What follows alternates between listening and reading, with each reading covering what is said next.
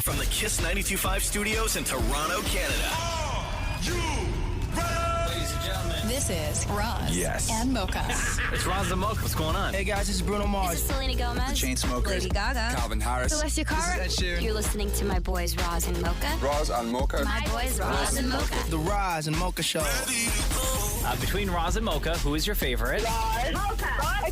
You guys are so funny, man. Congratulations, Lisa! Wow! You just won $1,000. It's amazing. Y'all just made my entire morning. Keep it up. You guys are awesome, man. This is the Roz and Mocha Show podcast. How's everybody? Yeah. Feeling good? Looking good? Smelling good? Yeah. Everybody looks good and smells good, huh? How you doing, brother? Ain't that the way? Ain't that the way? I don't. It's so hot. I know. Yeah, I don't mind. I love it. Yeah. Oh I my like God, it. I love it. I fell asleep outside.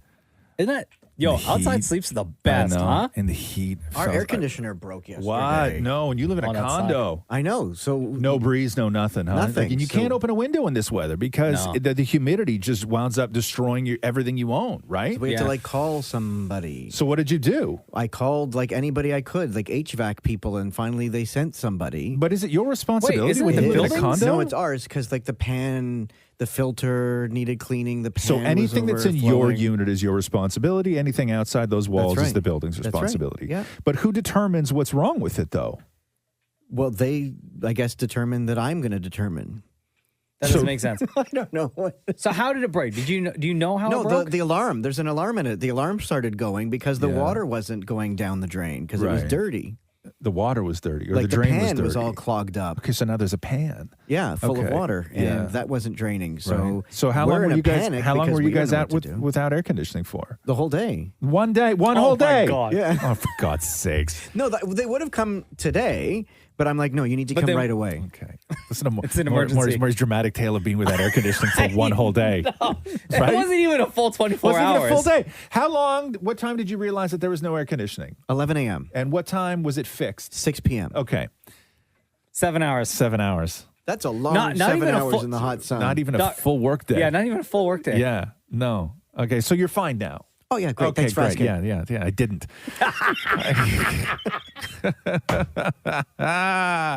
Yeah, it's hot though. Yeah. I felt. If you open your windows at the condo, do you get a breeze at all? Like, you can't feel anything in those tiny little windows, right? Oh, hell no. If I open the No. balcony door, there's sometimes a breeze. If, Oh, like a truck right, drives right, Yeah, right. but I do have that the door. kind of humidity that we're getting. Can't open anything. Because as soon as you open a window or a door, it's Yeah. just hot air blown in. You can't open your legs. You can't open nothing. Steamy. Everything is So steamy. Everything is steamy. I went to lie down. I was lying down on the couch, and it was hot. But I had I don't even know what I was wearing. Maybe I wasn't even wearing a shirt. But I went to lie down on the couch, and I lifted my arm up above my head because I like to put my hand behind my head when I take a nap. Right. Your right arm? My right arm. Always your right arm? Yeah, Okay. yeah. So I put my hand up. My arm, the heat from my armpit. Yeah. Oh, I could feel on the side of my face. Ugh. That's how hot the crevices were. smelly? Everything. No, I didn't smell. Were you Right, sweaty? but that's I've been sweating for 2 months now. Yeah. I haven't stopped. It's just This is my it's kind of heat, though. wild. Because Yeah. I always think I'm happy to deal with this kind of heat for now. Yeah. Because in 4 months, Yeah. it's going to be the complete opposite. Yeah. Less than that. Yeah. Yeah. It's gonna be Shut brutal. Shut up, Maury. What is the matter with No, I you? was just correcting a man that made a mistake. You're one to correct somebody. I am now. Yeah. The Roz and Mocha Show Podcast. When we were on vacation last week, I got one message more than anything else from so many people. Come in here, Damnit Maurie. My love. Oh, no. You want me to guess what it was? Yeah, guess what it was? The underwear thing. Yes, the my underwear God, thing. I have never Guys. been tagged in more posts in my life. I got the exact same thing. It was because it was a story about self-cleaning underpants. Yeah. And everybody was like, oh my God, buy these for Damnit Maurie. Yeah, no. Did you? No. First of all, okay, I don't care what I'm they are. not trying to be like, oh, I'm flirting with you because you want me under. I'm just saying, did you? No, I would never buy you underpants. Yeah. I would just never would. It's weird. I would maybe tag you in it, right? Sure. Yeah. Check these out, bro. You need them. Yeah. But Because for anybody who doesn't know, Damnit Maurie is notorious for wearing the same underpants days on days on days. He'll even work out in the same ones and then go home, take a shower, and then put the same that's not dirty ass all I'm underwear notorious for. back on. So I don't know how these ones work, but I guess that self-cleaning underpants are made with materials that allow smell-causing bacteria to grow rapidly since they can't absorb your sweat. So the result, according to the company, is clothing that is effectively self-cleaning, capable of destroying bacteria that would otherwise cling tight and work its way into your clothes. Oh, yes, tweet. Do you feel the need to have were you curious about this, Maury, or were you hurt when you found that everybody was tagging you in the I felt like self-cleaning everyone underwear? was looking out for my best interest. Yeah, but what do you feel your best interests are then if people are looking out for them? I immediately was going to say smell, but I don't. Okay. Change your goddamn drawers. I can't tell you. I'm telling you, this was my entire vacation. Yeah. Was every time I would get a notification on my phone, it was somebody else sending me the story about the self-cleaning underpants and Show saying, these to Maury. Maury needs show these these. to Maury. Maury needs these. Get these for your boy. Like all this stuff. Every different way. I'm not buying you underpants. Or you could just change your underwear. Do this. Buy them. But do you not and find I'll it? report back. But do you not find it like does it not bother you at all that on the day when a story breaks that a company's developed self-cleaning underpants for dirty people who don't change their underpants, and you get tagged in that over your entire vacation, and I get tagged in it over my entire vacation? To me, I was like, oh my God, that many people love the show. That's all I thought. I'm like, wow, this is so cool. So you are wearing the same underpants today that you first put on when? Saturday. Look at that. So quick, too. Didn't you have to think? No, these are Saturdays. Definitely these are Saturdays. Yeah, it was hot Saturday, too. know. It's been hot. It's been hell hot. Yeah, you could spritz. What kind of materials? You wear boxers, right? Yeah. Like flannel? Are these the same boxes that you wipe your boogers on, hey, too? hold on a second here. There's a flap in the front. Don't be pulling that up like that, man. There's a button. There's a button? Your underpants have buttons? Yeah, those are called shorts. The Roz and Mocha Show podcast. Happy anniversary, baby.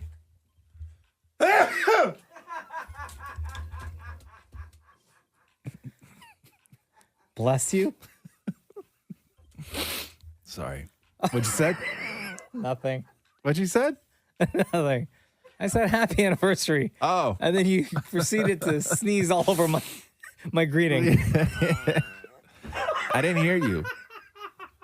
Anniversary of what? Show you.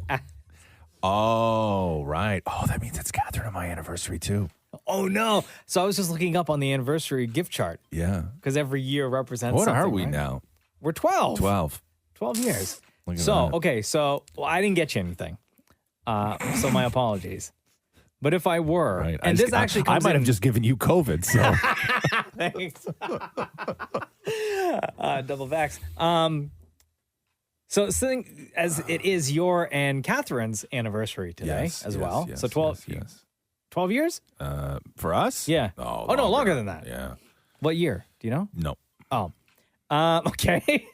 Well, for you and I, the traditional gifts would be silk or linen. Silk? Yeah, modern day gift would be pearls. Modern? Yeah, and if I were to get you flowers, there would be peonies. What's a peony look like? I think I like peonies. Yeah, they're really nice. Yeah? They're like they're white. They're little Sometimes white they can ones, be right? pink. Yeah. Yeah, I like Sometimes they those. can be pink. Okay, fair enough. Well, happy anniversary then. Thanks. You didn't even know Sorry, until man. I brought it up. Listen, it's not my problem. We celebrate during allergy season, okay? Like, we should have started the show in winter. We might. I would have been better off. I wouldn't have been so puffy. My eyes wouldn't have been so watery, and I wouldn't have just ruined a beautiful moment. Well, since I have this chart out, like, what are we getting for Catherine then? Like silk? I don't know what year we met, though. Oh, like silk PJs. Silk PJs? Do you think my woman wears PJs? A nightie. No, she's a nightie? Yeah. Like a short I also need a time machine to go back and marry somebody from 1952. Not the kind that go down to your ankles. I'm talking about, No. She bought me a nightshirt one year. I don't know if it was for our anniversary or for Christmas, but like an old school, like, went to the window to see what was the matter kind of look, where you should also wear a hat to bed. Like, like those things that men used to wear, like in the Old West Tombstone days. Like, like a nightshirt with like buttons down there. A nightshirt. The ones that go all the way down. All the way down. No, she didn't. Yes, she did. Do you still have it? Yes, I still have it. Oh my God. Have you ever worn it? A couple of times, yeah. But I feel, I do. I feel like a pioneer when I wear it. I really do. When was the last time you wore it? Like, you wore it for for the sake of comfort or just for jokes? I mean, I wore it to bed one night to just see, if I could live the way they lived, right? Because I always feel like I'm going to get tied up in clothes when I wear clothes to bed. Isn't the outfit where you're supposed to walk to bed holding like a candle? That's what I'm saying. Yes. Yeah. That's the kind I have one of those, and it's thick cotton. It's like a tent, right? Yeah. It's like when you put it. When I put it away, if I wear it and put it away in the morning, it's like trying to fold wallpaper. It's so thick. That's what I pictured Damnit Maurie and his husband, Damnit Matthew, wearing to bed every night. I have the full pajamas. Yeah. No, but we're talking about This is a nightshirt. It goes like the one you see them wearing in the old Christmas movies. That's exactly what I just said. Were you not listening, man? No, I'm trying to make it so that I understand. Anyway, happy anniversary. Thank you. The Roz and Mocha Show podcast. Shem, who works here on the Roz and Mocha Show, our executive producer, a.k.a., has asked for some time on the show. I have no idea what's going on. Is it a girl by the thing? way. No, it's not a girl thing. It's actually about you guys. Listen, I know that congratulations again. Today's your 12-year anniversary. I know you guys aren't big on making a big deal out of this, but I think we should celebrate a little bit. Okay. And I have a little song that I prepared for you, for both of you. Oh. It's a love song. Excuse me. Oh, it is? And it's called 11 Years Plus One. Okay, do the math. 11 plus 1, 12. Okay, and I think you'll enjoy the lyrics. Okay. So again, this is for Roz and Mocha's 12-year anniversary. Love you guys. It's called 11 Years Plus One. Okay. It's undeniable you two belong together. You really do. It's unbelievable that you stayed together for so long, yeah. 12 years ago, you teamed up, what a deal. The people love you guys 'cause you're for real. It's true. From Mocha's laugh to Roz's grumpy appeal. Facts. Yeah. One, Roz, you're a dream come true. Two, Mocha, we all love you. Three, and it's plain to see that you're the best in the country. Yeah. 4, I'll mention Damnit Maurie. Yeah. 5, if I don't, he'll cry to me. Congrats to Roz and Mocha for all you've done. Happy 11 years plus 1. Wow. Happy anniversary, boys. Oh, my God. Wow. Shem, that was amazing, dude. Happy Thank anniversary to you guys. You guys Thank have been you. awesome. Love working with you. And again, happy anniversary, No, boys. you're the best. Thank you so Oh, much. my man. God, dude, that was so good. Man. The Roz and Mocha Show podcast. I was cold for the first time last night. We went out for dinner. And it was the first time like a wind hit me and didn't make me even hotter because of the humidity. Were you sitting inside or where outside? I got to chill outside. Yeah. Outside. Yeah. Did they give you a blanket? What's that? Did they give you a blanket? No, and I don't know. I'm not a blanket at a restaurant guy. I think There's that's some restaurants where they provide blankets. I know. I think that's a sign of weakness. You know, like not in August. Maybe if you're going for dinner in October and they give you a blanket, I might be like, yeah, that's kind of cool. Thank you. Yeah. Not in August. I couldn't do it. I couldn't sit there under a blanket and eat outside. I wouldn't It's mind a super blanket. weird, man. I wouldn't mind, but Yeah. First of all, I don't know who used that blanket before me. And then they're not washing them in between customers. No, I know. Exactly. So I'd say no thank you. No, you're wiping your hands on it and stuff like that. But also, I just find it very uncomfortable to try to sit there to keep the blanket on when your arms and hands are moving if you're eating your food. Like, would you put it around your shoulders or would you put it around your lap? It's really on your lap. On your lap, like a I think napkin? that's a waste of a blanket. Okay, this is my thing with blankets at restaurants, okay? Is that if I walked in and I said I'm a little chilly and they gave me a blanket, and if I knew you, Mocha, used it right before I did, I would be fine. Sure. But I don't think that. I think that it's you, Maurie, that used it right before I did. You have to think and then I don't want it anywhere on my body. The most disgusting human being in the entire world used that blanket before you. Yes. That's a train of thought that has to go through your head before you wrap that blanket around I never thought that you. until now, and I've been at a restaurant and they gave me a blanket, and it was And really you used it? And you snuggled up in it? I put it across my lap. Like an old man in a wheelchair. And like, would you wipe your fingers on it? No, I used my napkin for that. This was just to keep my legs warm. I don't believe you. No. I don't believe you when you say you use your napkin for that. I think at least a couple of times you probably... My husband was with me. I had to behave. No. No, I think Dirty Fingers would have reached down and wiped on. Who's going to know? Yeah. I mean, maybe inadvertently. Also, you ever see Maurie eat? Like, stuff's falling. all the and like time. it's not good. But no, blankets at restaurants, I'm not a fan, but we ate on the road last night. We were at one of those restaurants where they blocked off a lane of traffic and they just had picnic tables on the road. Dine thing. I love it, man. Don't ever get rid of that. Yeah. Even when I don't know when, but even when COVID's over and all this other stuff, right? 2026? 2026. You should still let people sit on the street and a picnic table and eat supper. It's great. I love it. Supper, dinner. Okay, Gramps. Right? When did that go away? What time was that? At 4 p.m.? No, we got there 5:10. The early bird special? Yeah, we got there 5:10. Say it. Okay. The only other, so there was probably about 15 picnic tables, okay? Yeah. We got there. And we got there early because I wanted to make sure we got a table. So we got there early, and I'm feeling great about myself. I got like an outfit on. Catherine and I are matching. Yeah.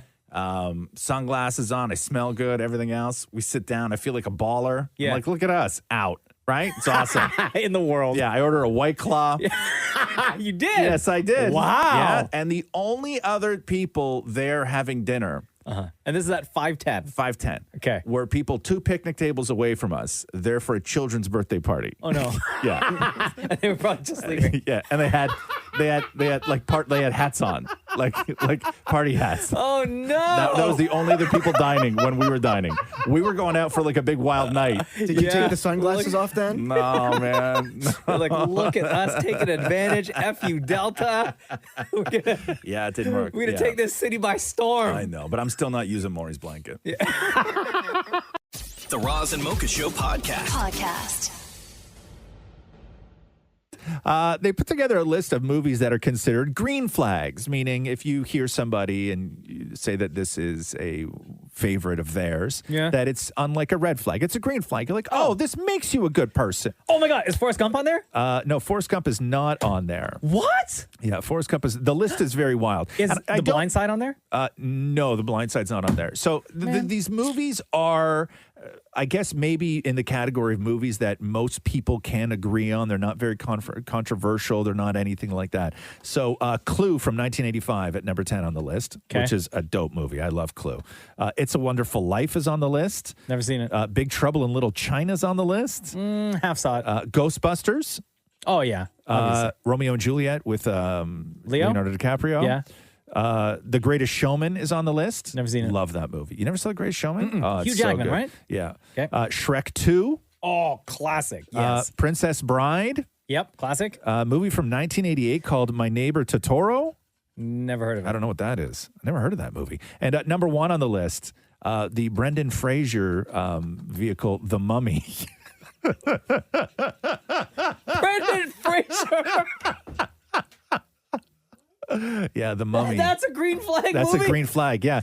And Forrest Gump didn't even make the Forrest list? Gump didn't even make the list. No, Forrest Gump didn't make the list. That's a red flag. Yeah, Scarface is a red flag, right? Hey, no, green flag all day. No. Scarface is a red flag. Donnie Darko is a red flag. Never seen that movie. No? Yeah, Donnie Darko's a red flag. All Who's in those that one? movies. Is that Jake Gyllenhaal? Yeah, Okay. yeah. When somebody says Donnie Darko's their favorite movie, I'm always like, you got dark streaks to you in there. The Roz and Mocha Show podcast. There was a 24-year-old woman named Chloe Mrazek from Illinois who was arrested after allegedly using a fake COVID-19 vaccine card to enter Hawaii to avoid travel restrictions, avoid the quarantine. And the reason that they knew it was fake because when they looked at her papers, instead of writing Moderna, Moderna, she wrote Moderna, Maderna. So she was vaccinated by Moderna. Yeah. I saw Moderna trending yesterday. Yeah. Like crazy. Moderna? And because of this story.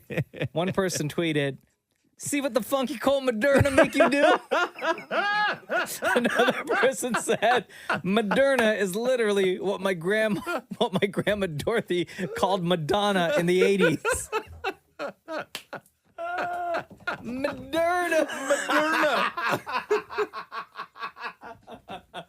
Yo, I read this story though. Funky and cold Moderna. This girl, this 24-year-old from Illinois, she lied about everything. Everything. She Across lied about the board. which hotel she was staying at. She lied about which return airline she was using to get back home. Yeah. And like after she was in Hawaii, like the authorities figured it all out and were trying to contact her, and she was just ducking them the whole time until she got back to the airport to fly home. That's when they arrested her. Yeah, she went on the lam in Hawaii. But you're going to get busted as soon as you try to fly back. You know how I also found out how they found out? Because once they had her name, you just go to social media. And they went to her Facebook page. And they saw a picture of her, and she got a very distinct tattoo on her hip. They found her by tattoos. And they found it by her tattoo. Craziness, man. That's how they were able to identify, like, right away at the airport. The amount of resources that are being used to... Yeah. It's so wild to me. There's a Facebook picture that gave her up. Yeah, yeah. That's wild. But yeah, no, she was not vaccinated with Moderna. She was vaccinated with Moderna. The Roz and Mocha Show podcast. So, Damnit Maurie and his family auditioned for Family Feud Canada. And typically when you watch the show, you know, it's a family consisting of... Is it 5 people? Yeah. Okay. You may have, like, the wife, the husband, a couple of kids. Sure. Grandma, grandpa, whoever. Aunts, uncles, right? Yeah. Or sometimes all siblings, too. Or all siblings, Right? yeah. Surprisingly, Damnit Maurie did not ask or did not include his husband, Damnit Matthew, in this. So on the... who's on your team then, Moore? Who's Team Damnits. Who's on the I'm team? the team captain. Okay, and who else is on your team? Frank, my dad. Yeah. Donna, stepmom. Yeah. My Aunt Brenda. Yeah. And cousin Brandon. So how did cousin Brandon make the cut and your husband did not? Because I needed a fifth when Matthew was like, I don't want to be seen with your family on TV. Oh, no, that's what he said? Yeah, he's like, no, he goes, I don't want to be a part of that. Oh, wow. Okay, that's cool. So set this up then. This is... maybe we should have vetted that question. So it's you, Frank, Donna, Brenda, Brandon. Yes. How All old's on Brandon? How old's cousin Brandon? Brandon is in his early 30s. Okay, cool. Okay. And you guys are all on Zoom? Yeah, in our own individual homes. Okay. So all on Zoom, and the audition takes place with who? Like one of the producers of the show. Okay. And it's an hour. Yeah. And Wow. Okay, here we go. Maurie, outside of work, what do you do for fun? What are some of your hobbies? Do you have any? I am really good at sleeping. I Like am outlets. very, very good at sleeping. I swear, if sleeping was an Olympic sport, I would win gold for this country. I'm Most fantastic consecutive at sleeping. hours of sleeping is 12. right on. Does that not impress you? That's quite substantial. 12 hours. She didn't answer the question. No. She didn't answer the question. No. Wow. Wow. Poor. She probably put a giant X next to your names right then and there, and was like, "Oh, Were you not prepared with a better answer than that? I'm much better being unprepared. But were you unprepared or were you prepared? No, I didn't know we don't know what she's going to You ask. should have prepared. How do you prepare for the possibility of being asked Have something? you ever watched the show? So wait a second. You're doing an audition for a game show, and you're saying, how do you prepare for the possibility of being asked something? I prepared for the Family Feud type questions. I didn't know she's going to say, what are your hobbies? Of course, this is the best part of the show is when the host, when Jerry D walks down the line and he's like, okay, Maury, what do you do for a living? And then you introduce all the other people in your family. Yeah, but they never say, what's your hobby? Oh. Well, you never know that. You gotta have a better answer than that. Damnit Maurie and his family auditioning for Family Feud Canada. Thanks, Maury. I'm going to get you to throw it to another family member, anyone you can pick. But before you throw it to them, you got to share something maybe funny or embarrassing about them. Okay, so then I'm going to throw it to Frank Sherman, my dad, Frank J. Sherman. Embarrassing. I remember once we were driving somewhere and we had to pull over because my dad crapped his pants. Oh. What? Oh, no. You crapped your pants. I'll never forget that, so he had to go in and get napkins. Maybe you were asleep at that. Maybe it's part of your marathon's Olympic gold medal winning sleeping. I don't think you're awake during that. I think that was a dream. Oh, this is a I was awake. Over to you. Yeah. Well, Frank, say something embarrassing. I want to hear yours. I love it. Thanks, Maury. Yeah. Frank, I got to hear your side of the story. How did this happen? I know you remember this. Oh, no. Don't remember that. Oh, poor Frank. You just set him up to lose right there. You don't throw somebody that ball, man. That is like... And the audition process is an hour, so you imagine... like, that was out of the game. She said say something embarrassing. now poor Frank got to sit there for another 55 minutes. Again, okay, I'm sure he would have.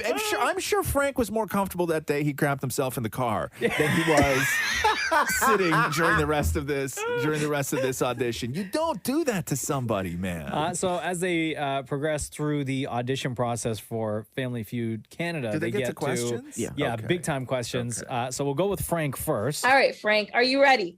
Yes. Besides the judge, name someone in a courtroom who's completely innocent. The jury. Name a country that starts with the letter S. Country, Switzerland. Name something you haven't done since high school gym class. Climb ropes. Name a part of your body that moves when you laugh. My stomach. Nice. Name a body part that has 4 letters. Foot. Way to go. Give it up for Frank. Okay. Frank redeemed himself. Okay. Frank redeemed himself. All right. And still in the fast money round, we go to Damnit Maurie's stepmom, Donna. Donna, are you ready? I'm ready. Name something people eat after consuming cannabis. Chocolate. Name something that comes in a glass bottle. Water. Name a word you might use to describe a dog that could also describe your partner. Cute. Besides the hair on your head, what else needs occasional trimming? Legs. Name a scent that is associated with grandmas. Powder. Nice. Good job, Donna. Wow. I will say, without Damnit Maurie, Yeah, this is a pretty solid team. this is a great team. This is a pretty solid team. Mr. Olympic sleeper Also, over I here. questioned Donna on the trimming the leg hair as opposed to shaving the leg hair. Right? It's pool season. Okay, but anyway. So when do you guys find out? They'll tell us hopefully soon because they start filming September, November. Yeah.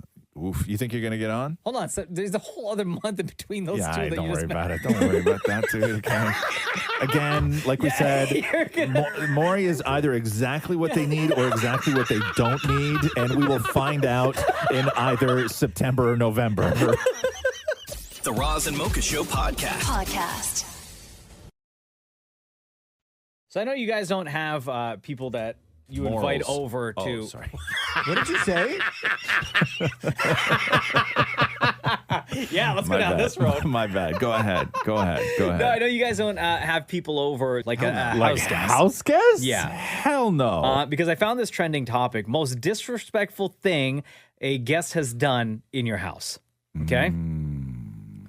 I remember, didn't Maury, when the guy who used to cut your hair, you and Matthew used to come over and cut your hair. This is like pre-COVID. Didn't he always request like vodka or something like that while he cut your hair? Oh, yeah. I had to give him booze all the time, and he would get like super drunk cutting our hair. And then I'm like, I don't think you should be cutting my hair anymore. Did he have to get drunk to cut your hair? Did he have to get drunk to be around you? The latter. Probably the and I'm not saying you're hard to be around. I'm just saying that would be No, he was just like a hardcore partier. Oh, he took it as an opportunity to party. Yeah. Right? Yeah. I gotcha. So here are some of the answers. Most disrespectful thing a guest has done in your house. A friend of a friend crashed a party at our house. He proceeded to tell everyone that he was a drug dealer and he could get them the best product. He hit on all the married women who hadn't brought their husbands. He punched the friend who brought him and drove home drunk and high. He's the only person I have banned from my house. Wow. I let my drunk friend sleep on my couch. He peed in his sleep and nicely folded a blanket over the couch cushion. I didn't know until after he left and blamed my cat. Oh, no.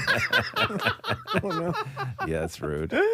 Oh, no. Okay. Dude came over, apparently pooped his pants and threw his heavily skid-marked underwear in my dirty laundry pile. I found my dog chewing on his underwear the next morning. What was he expecting? Like that person to do the laundry? No, you got to throw those out. Yeah. He probably thought he'd like toss it in there and it would just get mixed. Yeah. Like no one's going to be sorting the laundry, right? Oh, that's rude. That's almost like, that's deliberate. Yeah. Yeah. Okay, here, you want to talk rude? This is rude. Yeah. A guest cut their toenails in my living room. They were just visiting for a few hours. Okay. That's gross. Like they brought their own clippers or they used your clippers? I assume they had the clippers with them. Yeah, like in their purse or something like that. Oh my God. Or on their keychain. Somebody wrote and said she stole my winter hoodies and antidepressants. Oh, that's a terrible house guest. Another person said, my son's middle school friend opened all the yogurts in my refrigerator. Didn't eat them, just opened all of the tinfoil lids. Super rude. Okay, that happened when we had one of Matthew's relatives over. She went into the fridge on her own and finished the orange juice and turned around and said, I think that you guys need more orange juice. I just finished this. Right. Like, didn't even ask permission to go into the refrigerator. Yeah. I don't know. Like, I've never been mad. Like, if somebody's ever been over at the house and they walk over to because my rule is this: if somebody comes over, it's the summer, whatever, right? I'm like, I will get you your first drink. After that, you're on your own. Yeah. Right? Well, I always say there's the fridge, there's everything else. I'm not serving you all day. Yeah. I'll get you the first one. Absolutely. After that, that's polite. I've never After been that, a you're on fan your own. of letting people go into the fridge on their own. I just, for some reason, I think that kind of crosses the line a little bit. But why, though? That's super weird. I have no reason. It's just because that's how I was raised. You ask permission or you have somebody help you into the fridge. I'm kind of with you, Roz. I will offer up the first drink. And then, but what my move is I say, help yourself. Like the fridge is here. Help yourself. Right. So you're not as rude as I am. That's what you're saying. Okay, I got you. So like in your eyes, if somebody wants a piece of cheese, you're fine if they go in the fridge and cut a piece of cheese. No, okay. Like it's not that everything is up for grabs, right? Like if somebody came over and they went in and they started eating my leftovers, I would be like, that would weird me out a little bit. But if somebody says, "Hey, do you have any cheese?" and I'd be like, "Yeah, it's in the fridge," right? I think it would be weird if somebody just came over and started looking for cheese. Right? So that person never come over again. Yeah, like you're not inviting that person over again. Yeah, like, and if I was like, "Hey, what are you doing?" and they just looked at me and went looking for the cheese, I'd be like, that makes no sense to me. Like, what are you doing right now? Also, I'm saving that for later. Yeah. Okay, I got two more to read. Okay. Most disrespectful thing a guest has done in your house: a grown adult stuck chewed up chewing gum under the dining table at Thanksgiving. Wow. Then it stuck to the knee of my jeans during the next game night that we had. Wow. And finally, I had my cousin stay with me for 2 weeks. I came home from work one day, and my guest bedroom and living room was rearranged. I asked her why the hell she felt the need to move my house around. She said it looked better, and I should thank her. Hasn't stayed with me again, and family also won't let her stay with them after they heard what she did. She rearranged the furniture? Uh-huh. That's weird, man. Back to the gum thing. So, like, I get, like, if somebody put the gum under the table because they were chewing gum. You get that. No, but if they took the gum off after they were done eating, would that be okay? Or is the whole process of putting gum under the table the whole wrong? thing is disgusting Would you be okay and rude. with that? No, not at all. Then there's your answer. The Roz and Mocha Show podcast. Yo, Deepa, get in here. I learned that Deepa, like, swears a lot. Well, I have a really bad potty mouth. What's the worst word you know? Yeah. That's not a bad one, though. What are you There's talking way about? worse. The F word is the worst one that you could say. No, it's Hold not. on, Deepa. So you don't swear normally, like in real life? I swear all the time. I drop you? F-bombs all the time. Yeah. So but- when I'm on air, I have to censor myself. The first time I went live, I was like, I don't Does know. your fiance swear too? Yes. We're both really bad when it comes to like dropping F-bombs, even in front of like our parents. Oh yeah. Do your parents swear? No, not unless they're like really, really, really mad. Do they get upset or do they feel uncomfortable or are they shocked when you swear in front of them? Yes. Because even now, my mom will still be surprised. Like if I say the S word, she would be like, "Who teach you that language?" Really? And you're like, Yeah. you guys? No, my parents, my mom's way used to it. So here's my question with you and swearing. Deep. Yeah. Okay, I understand that you have no problem saying the F word, Mm-hmm. right? You may have to bleep a whole lot of this out, Mocha. Absolutely. Like a whole lot. Finger a on whole, the bleep okay, button. A whole lot of okay. this out. Yeah. Because I want to know if I know you're comfortable, very comfortable saying the F word. Yes. But are you comfortable enough to call certain things the F word? Like what? Like, would you ever like tell your fiance Yeah. that No, I No. Okay. I knew there was a line. Okay. I knew Deepa coming in here going, I got a potty mouth, I got a this, I got this. I knew we'd find the line. No, right? that's the line. Okay. You found it real I quick. know Do you that was say- one hell of a bleep. Okay, we're sorry about that, Do you but I say, needed to know. like all the swear words though, or are there Yeah. words that you can't and won't say? No, I say all of them. If I'm mad, like when I get really mad, they all come out. So here's my thing. My grandfather is this cool dude. He's like 5'4", really macho, and he has the worst potty mouth. So like growing up, he like a guy needs thing is you grind your teeth when you're mad, Yeah. and then all the swear words start coming out. So like I grew up like seeing that. So when I get mad, I do like very similar things like my grandfather Really? does. So I think that's where like I picked it up from, and it's stuck with me ever since. When was the last time you and Talal got into an argument where you bust out all the swear words? Oh, definitely wedding planning. Oh, yeah? Yeah. Oh God, wedding planning's a whole other story. Okay, but- finger on the bleep button. Say all the swear words you know right Yeah, now. say all the swear words you know right now.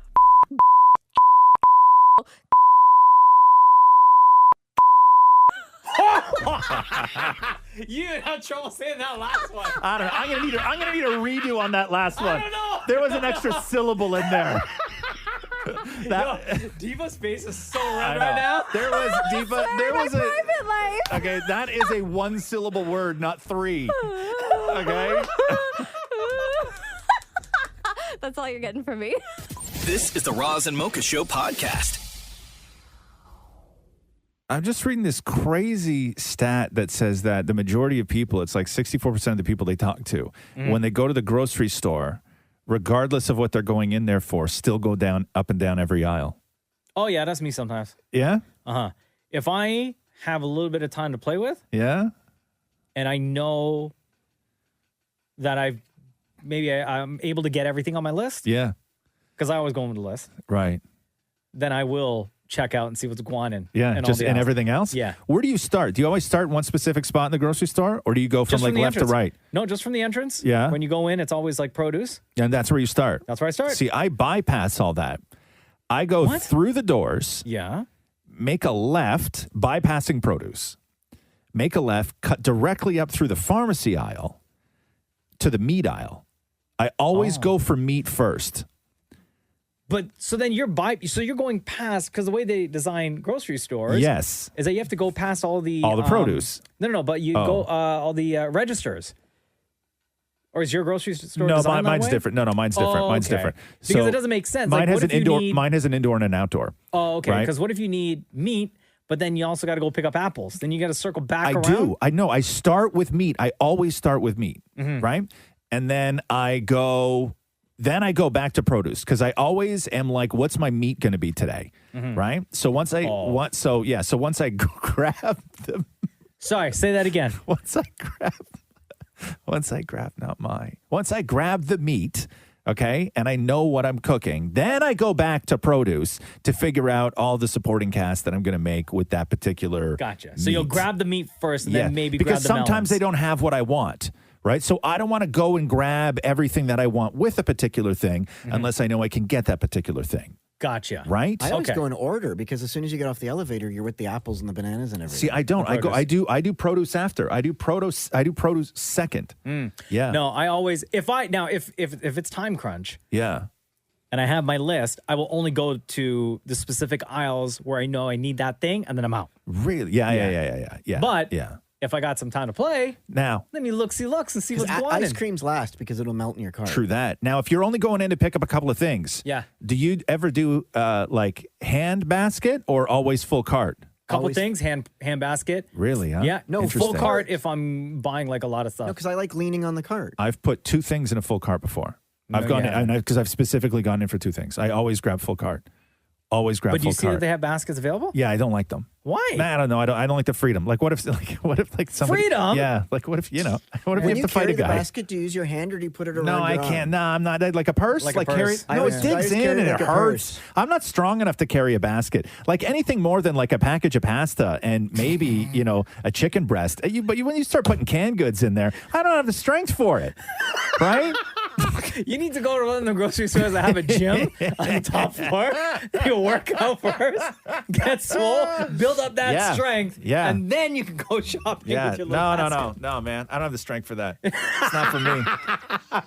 The Roz and Mocha Show podcast. Hey, Damnit Maurie, can you join us for 1 second, please? I need you to explain to everybody. After We Fell and these adult fiction novels that have people going crazy. Because everybody loves Tessa and Hardin. Who are they? So what is this? What is this phenomenon? This is the third movie in the After series, okay? And it all began where Tessa, going off to school, has a boyfriend, but then meets Hardin. And what is she going to do? Does she leave her boyfriend for Hardin? And it's like really steamy, really awesome. And the new one is what's their future going to be like together? Both their parents. No, but explain the fandom. I don't. Explain the I thought you wanted fandom. the fandom's insane. The fandom is huge I for saw these. recently, Maury did an interview with these stars and went nuts like on social media. And just in doing some research, they released a movie just called After in April of 2019, and it made $69.5 million. Yeah. The second movie was released a year and a half later during COVID and made $48 million. And then we got this new one called After We Fell dropping on September 10th. Oh, and fans have been they're bonkers. And Bonkers. fans have been Yeah. have been like messaging Maury like crazy. Like, can you do another interview with these guys? So I did a video with just the questions I asked. Right. To like tease the fans. Oh, and you didn't even give them their answers? No. Oh, God. So who did you talk to then? So I talked to Hero and Josephine, the two Okay. stars of the movie. So what's the game that you're playing with? So I started this off for the first time called Before or After, because the movie's called After, and that took off. So then for the next one, I did it again. So everyone's asking, are you playing the game again? The answer is yes. And this time I wanted Roz and Mocha to answer the questions before they do to see, what you guys have to say. Okay. Oh, okay. I'm down. When getting changed, do you take your pants off first or after your shirt? I take mine off first. I take my pants off before I take my shirt off. Yeah, same. Which is weird.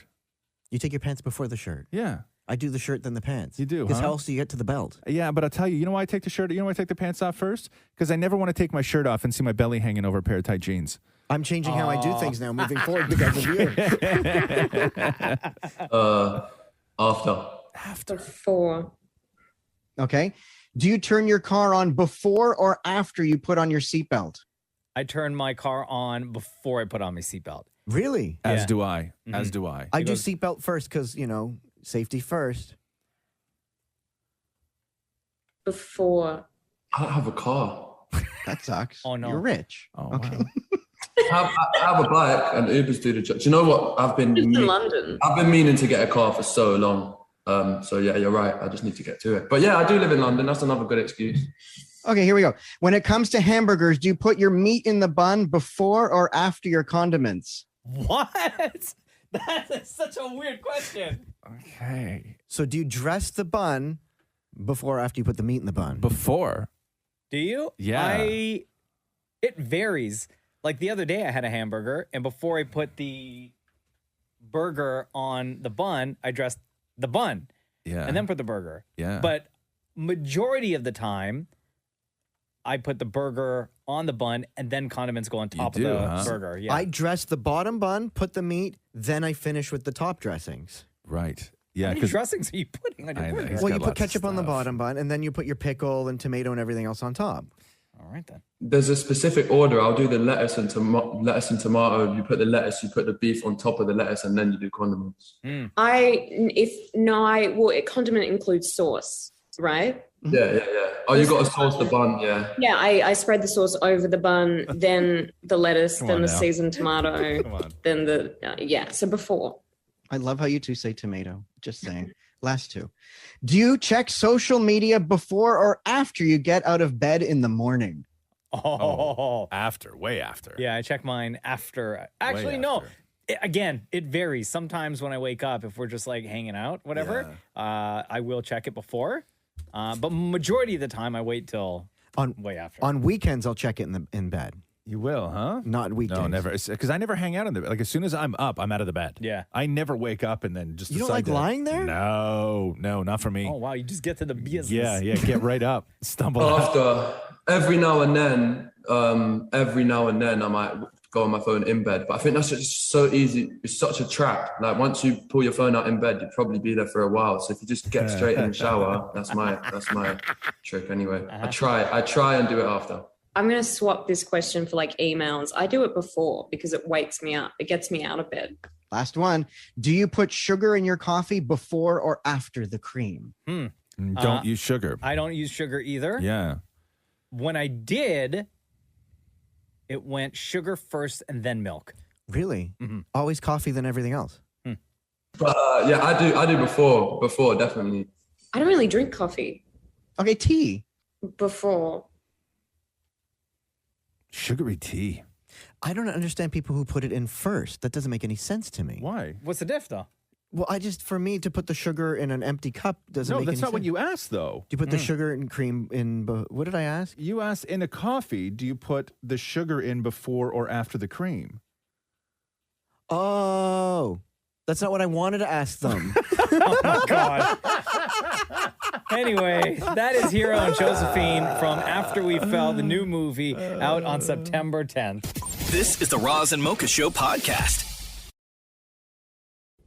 I don't mean to bring up our ex, but when they're out there doing their thing and we're starting to get over them, they just keep talking about us again. What happened? It just brings up those feelings. What happened? Kyle Lowry, former Toronto Raptor. Who is now with he's a new ex. Right? He's now with the Miami Heat. Right. Still talking about us. What's he saying? He was on a podcast called The Pull-Up. Here's how everything just comes back to Toronto and to the Raptors, right? I gotcha. The host of this podcast, The Pull-Up, is CJ McCollum, who plays for Portland. Currently? Currently, yeah. And former Toronto Raptor, Norman Powell, also plays for Portland. But they were talking about Kyle Lowry playing for a new team, but then he always still has Toronto close to his heart. You got to get used to, you really got to oh, wow, this is really real. So I'm still not fully, listen, Toronto's got my heart, but I'm preparing to play for, the Heat, and I'm ready to go. I said, listen, Toronto's blessed me, and they will always be home, and great friends there. I always, shout out to the boy Drake, and he got that the album coming out. I can't wait. But the whole city, the whole country is treating me like family, and I appreciate it. Yeah, just when we're starting to get over it. I know. To be honest with you, I forgot he left. Oh no! Are you serious? You got over the breakup fast, huh? Yeah, no, I know it would have been worse because I would have been like, game one, hey, where's Lowry? Oh, Like you right. completely yeah, forgot. Yeah, I completely forgot. Even the other day, he I left. don't know if you saw Danny Green and his new tattoo. Danny Green, former Toronto Raptor, traded to the Lakers. Now plays for. Is it that? I don't. Oh, Philly, right? I don't know if you saw his new tattoo, but he got like a full sleeve on his arm, and it's got the CN Tower. Really? Yeah. It's got a massive, like a raptor dinosaur. Yeah. It's got the Toronto Raptors championship trophy on there with the Raptor logo on it. Oh, wow. And also a Canadian maple leaf. Wow. That's a bit thirsty. Like, if that doesn't scream, I want you back. Yeah. After, like, we've well moved on from Danny Green. If that actually was your ex, you would call the police. Like, this is Right? a little bit too much. Yeah. If that was Like, your ex, we're over that's- it, bro. Yeah. You need to, like, Yeah. I've unfollowed you from... Oh man, you stopped following people on social if they don't play for the Raptors anymore? Yeah. Really? I don't follow Kyle Lowry no more. No? No. Wow. At least I don't think I do. No. Wow. I stopped following. Yeah. Anyone that used to play. Because it hurts too much? Serge Ibaka, I don't follow. You don't follow? No? Nope. Wow. After they all said goodbye, Yeah. I unfollow. See ya. Don't need that in my life Oh, anymore. Jeez. The Roz and Mocha Show podcast. There's a police officer with the Morgan County Sheriff's Department in Alabama who looks just like The Rock. People are surprised when they see him, and some have even gone out of their way to meet this guy. The Rock himself even reached out on Twitter to acknowledge the resemblance. Patrol Lieutenant Eric Fields, a.k.a. Officer Rock, welcome to the Roz and Mocha Show. How are you? Good. How you doing? Good, man. When did this explode? Because I'm sure before we all found out that there was a cop that looked exactly like The Rock. But how long have you been getting this? It's been an inside joke with the department because of things been said when in social media when they put posts out. But I never see myself as don't see myself as an exact match for The Rock. I see similarities, but I don't.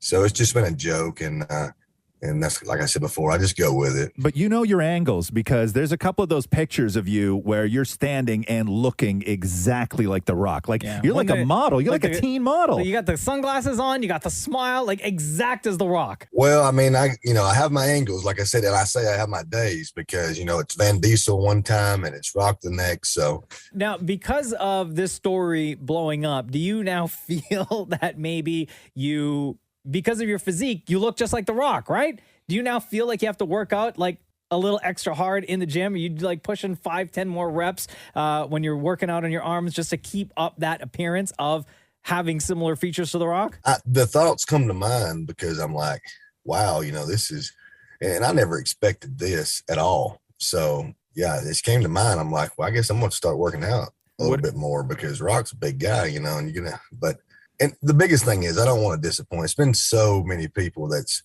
really been interested in this, and I don't want to disappoint anyone. Used to, I just walk up on myself. If you say I look The Rock, it's like, cool, we'll go with that. Then there's whatever, but I'm just being me. And then now it's like, hey, we want the guy that looks like The Rock, come see us and this, and everywhere I go. And I just think it's kind of like you get well, I haven't, but I'm always afraid I'm going to get well, I thought you'd be bigger. So it's not cool, man. That's not cool. Here's what The Rock wrote, and I'm sure you've seen it. He wrote, "Oh crap, wow!" And there was two pictures of you on the left, him on the right. He said, "Guy on the left is way cooler. Stay safe, brother, and thank you for your service. One day we'll drink, and I need to hear all your Rock stories because I know you got them." What went through your head when you saw that The Rock actually reached out and acknowledged? Really, I was relieved a little bit because I'm thinking, here I am. This is going crazy. Hadn't heard from The Rock, and he's probably home thinking, I don't look like this jabroni. So I'm thinking when he says that's just like a relief. I'm like, man, I'm great. Good. I'm glad he is good with this because, I haven't heard it just blew up. So I was relieved, and I was also very awed, about, hey, this is a Rock. A funny story about that, though. So the day before the response from The Rock, my son, they came out where I was working out, and he said, Daddy, who's cooler? You're The Rock. I said, well, son, that's in the eye of the beholder. And he says, what's that mean? I said, what do you think? He says, you're cooler. I said, well, yeah, that's right, buddy. So Daddy didn't raise no jabroni either. The next morning, I'm working out. He comes out in the gym. I said, hey, The Rock texted me, so I read him The Rock post, And he says, "Oh, so The Rock thinks you're cooler too, Daddy. That means you're the coolest guy in the world." That's the best. Dude. That made my day. Yeah. Hey, before we let you go, are you a cop forever? Or if somebody came to you and said, hey, we got this great opportunity for you to be in some sort of movie or whatever it is, give you an agent. Maybe a stunt double. Yeah. Are you, no, I mean building your own thing. Oh, not even gotcha, backing up The Rock. gotcha. Are you going to be, are you enforcement forever? Or do you got a taste of fame, and how do you like it? The thing is I would love to do something like that as an experience. I can't tell you what my heart would be because I'm all, you never quit being this, you know, this is just in your blood and it's a calling really more than a profession. So I would love to take a break and try it if that's where my heart's at that time. But this is just, and you know, this 5 minutes of fame that came out just all of a sudden blew up. I'm sitting there thinking, you know, what is this? What am I supposed to do with the fame like you're talking about? And I feel like that's when, you know, have you heard the story about my sergeant that had an ALS? No, not at all. Okay, so this all hit. I'm working out. I'm thinking, why in the world is this all happening? And what am I supposed to do with this? And I have a sergeant, Chris Dillard, 49 years old, and he got diagnosed with ALS. And he's 1 year out from retirement. But I just thought this would be a time to ask for prayers and support with this new spotlight. You know, before this, I'd known nothing about ALS. Mm-hmm. So raising the awareness of what that is and trying to get through this with Dillard and even make awareness to the world or the nation or whoever we can. So that was my heart with what this is. And it might go away tomorrow. When you talk about my career and doing something that really never, I'm thinking this is 5 minutes. We're going to do something for Dillard. I like that. There you go. Lieutenant Eric Fields, you look like The Rock. The Rock knows it. He's acknowledged it. Thank you very much for joining us on the Roz and Mocha Show, and keep laying the smackdown on the bad guys out there in Alabama. Thanks, you too, man. You take care. See you. The Roz and Mocha Show podcast. We are now 2 days away from the release of Certified Lover Boy from Drake. That's it, huh? Well over a year. It's like he's taking a page out of Kanye's book. Yeah. Well over a year after announcing the album.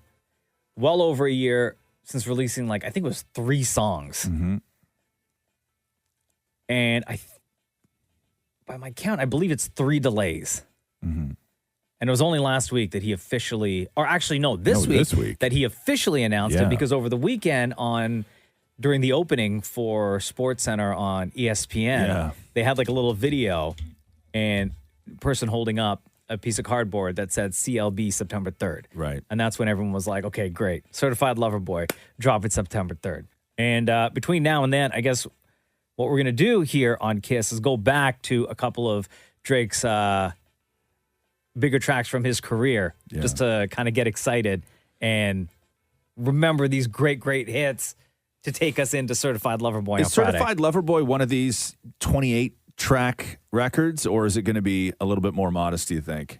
I don't know. I'm feeling like, especially after his last like real like Scorpion, I'm thinking it's going to be like a 20, 21, 22 track album. Lot, man. Yeah. I don't know. I disagree. I remember when he did an interview with a podcast called Rap Radar at his mansion, he mentioned having a regret putting that many songs on the Scorpion album. Yeah. So I feel like he'll be a little bit more concise this time. Yeah, I think I think artists should. I think artists should. Stick to like a 13, 12, maybe even 11 track album. Because what you... Geez, I mean, you don't want to take away or diminish somebody's talent, but you know, all of a sudden we're in a world now where artists feel that everything they do is awesome, and I think that what makes those albums great and the albums that Drake, you know, grew up listening to and everything else was the sort of criticalness that those artists had on themselves. And that's why you get legendary albums. When you put 28 songs on an album, you may have a couple great tracks on that album, but I don't know if that album would ever be considered legendary because there's too much on it. Yeah, I just don't think artists now care about making legendary albums, I guess, right? It's just about streaming. Just put a bunch of music out. You talk about classic albums. One, for a lot of people, a lot of Drake fans, including myself, feel that his 2013 album, Nothing Was the Same, was probably his his best compilation of work. Started from the Bottom is on there. That particular song peaked at number 6 on Billboard. Rolling Stone ranked it as the number 9 song on the list of the best 100 songs of 2013. It picked up 2 Grammy nominations that year as well. Best Rap Performance and Best Rap Song. And you think about the story of his, like, started from the bottom. The music video where he's working out, like, Shoppers Drug Mart and stuff. You mentioned the Rap Radar podcast, Shem. That same podcast, Drake was talking about money and how when you get money and a certain level of success that you achieve, once you hit that plateau, you then want more. Yeah. And you always strive for more. You know, it's everything I always wanted. It's what I work tirelessly for. And I think I had things in my mind that I wanted to accomplish. I think I had the utmost faith in myself and a lot of confidence in myself. I don't necessarily know if I ever saw it going like this far, but also, you know, as you receive things in life, money, blessings, whatever, your appetite begins to grow, right? So it's like if I give you $1 million tomorrow, you're going to learn what it's like to have $1 million, and then you're going to start being around people that have $10 million or $100 million. And you're going to learn that there's other things that you can't get with $1 million. Right. So, you know, your appetite grows. Well, we're getting it. Certified Lover Boy from Drake on Friday. The Roz and Mocha Show podcast. One of the jokes people love to get in on Twitter, especially, is that the McDonald's ice cream machine is always broken. Yes, that's true. And there is that the case though? Like, is that an overblown joke, or is that always the case? Is there merit to the joke? Because there are legit complaints, and so many of them that now in the States, the Federal Trade Commission is looking into why the machines are constantly going down. Really though? Yeah. But they are. Like, you go to McDonald's, you can't get a McFlurry, nothing. They're always broken. They're always broken. Yeah. But why There's is that, even a website. That's so not like McDonald's. Yeah, okay. There's a website called McBroken, which tracks ice cream machine outages all over. McBroken. So, for example, according to this map, right? According to this website, McBroken, in New York City alone, 32.65% of the McDonald's in New York City have a broken ice cream machine. Really? Yeah. 19.35% in Houston, 18% in Dallas, 17.95% in Philly, and 13% in Phoenix. And is this the ice cream machine, like where you get the swirl, or is this where you get the cup with the straw and? No, it all comes from the same machine. It does. It all comes from the same machine. I got you. I was just kind of curious to see what was going on in Canada, because we got like thousands of McDonald's out here, right? Yes, we do. In BC, there are 6 ice cream machines that are broken. Okay. Not too bad. Yeah, that's not Ottawa's bad at all. got 6. Edmonton has 8 that are broken. Yeah. Winnipeg only has 4 that are broken. Them. Yeah. Which is great for the amount of McDonald's that are there. In Toronto, it's 25. Yeah. There's a lot of McDonald's here, though. Right? Yeah. So people want to know, like, what's the big problem with these ice cream machines? Apparently, McDonald's ice cream machines are overly complicated to operate and difficult to clean. To operate? Yes, often making them susceptible to breaking down. The Wall Street Journal even did, for God's sakes, a story on this and found that the machines require a nightly automated heat cleaning cycle that can last up to 4 hours to get rid of the bacteria. Wow. And when the cleaning cycle fails, right? So let's say the machine's working fine, you're giving out your McFlurries, you're doing your ice cream all day. Yeah. You go to do that 4-hour cleaning cycle, and that fails. The machine's busted. You can't do anything about it until you can get a repair person in to fix it up. They're always down. And the cleaning process is long, because I know that when I used to pick you up, and sometimes in the morning, the McDonald's was closed, but for 4 hours for cleaning. Like, they would shut the restaurant down. Because it takes 4 hours to clean that. The Federal Trade Commission sent a letter to franchises earlier this summer. In the letter obtained by the Wall Street Journal, this is a big story now. The agency wants to know how McDonald's reviews suppliers and equipment, including their ice cream machines. Wow. Can you still get the double, like the half chocolate, half vanilla swirl? Did they ever do that at McDonald's? The twist. What do they call it? The twist? Yeah. That's what the twist is? I've heard it my whole life. I never knew what the twist you can was. get that, yeah. Yeah? But But they taste the same, don't they? No, just like The vanilla chocolate ice and the cream. vanilla? Yeah. It's not, it doesn't taste the same. No, not the Oh. same. It tastes like chocolate and vanilla. Oh, it's not like M&M's where they all taste the same. No. Just and different also colors. they don't. M&M's taste different. Oh, okay, Maury. But Dairy Queen has a very similar machine, but their machines never break. Yeah, that's incredible. Well, it's their business, right? Yeah. I had no idea. I thought that was just a joke, like that it was just So did people I. like overblowing the one bad experience that they had. Maybe somebody else did, and then it just sort of became, a meme in meme culture. Yeah. I had no idea that you're talking like 26% of machines in certain cities are down. Yeah. That's like crazy. if you go to this website, McBroken, Yeah. like you can see the map. Yeah, look at this website. Look. No, that's crazy. It looks Right? like it's Google Earth for no ice cream. Yeah. So Right? see all the little green dots? Yeah. That's telling you that it's safe, like the ice cream machines are Safe. working. Yeah. And the red dots signify the ones that have machines that are broken. That's crazy. And then they have like a list on the side that you can scroll through. If nuts. this particular location has a green dot That's next to awesome. it, That's awesome. it's working. If there's a red X, it's busted. Roz and Mocha's Fix My Life. Update. Hey, Mika, what's up? Welcome back to the Roz and Mocha Show. Yeah, thank you. So the last time we talked to you, or I guess the first time we talked to you, was back in February. Yes. And you wrote us for Roz Mocha's Fix My Life, and you said that you had recently found lots of pictures of naked women and videos on your husband's phones, and these were all, a lot of them were screenshots from Tinder. And you said that you'd been married for less than a year, but you had been together for 5 years, and you found these sexual and flirty conversations with some of his female friends. And these were not strangers. These were female friends. These are people he knew. And then when you confronted him, he said that it doesn't mean anything and it's harmless. And he says it's just a difference in men and women's perspective. And you wanted to know if that was true because he doesn't think that this qualifies as cheating. And I remember the conversation that the three of us had.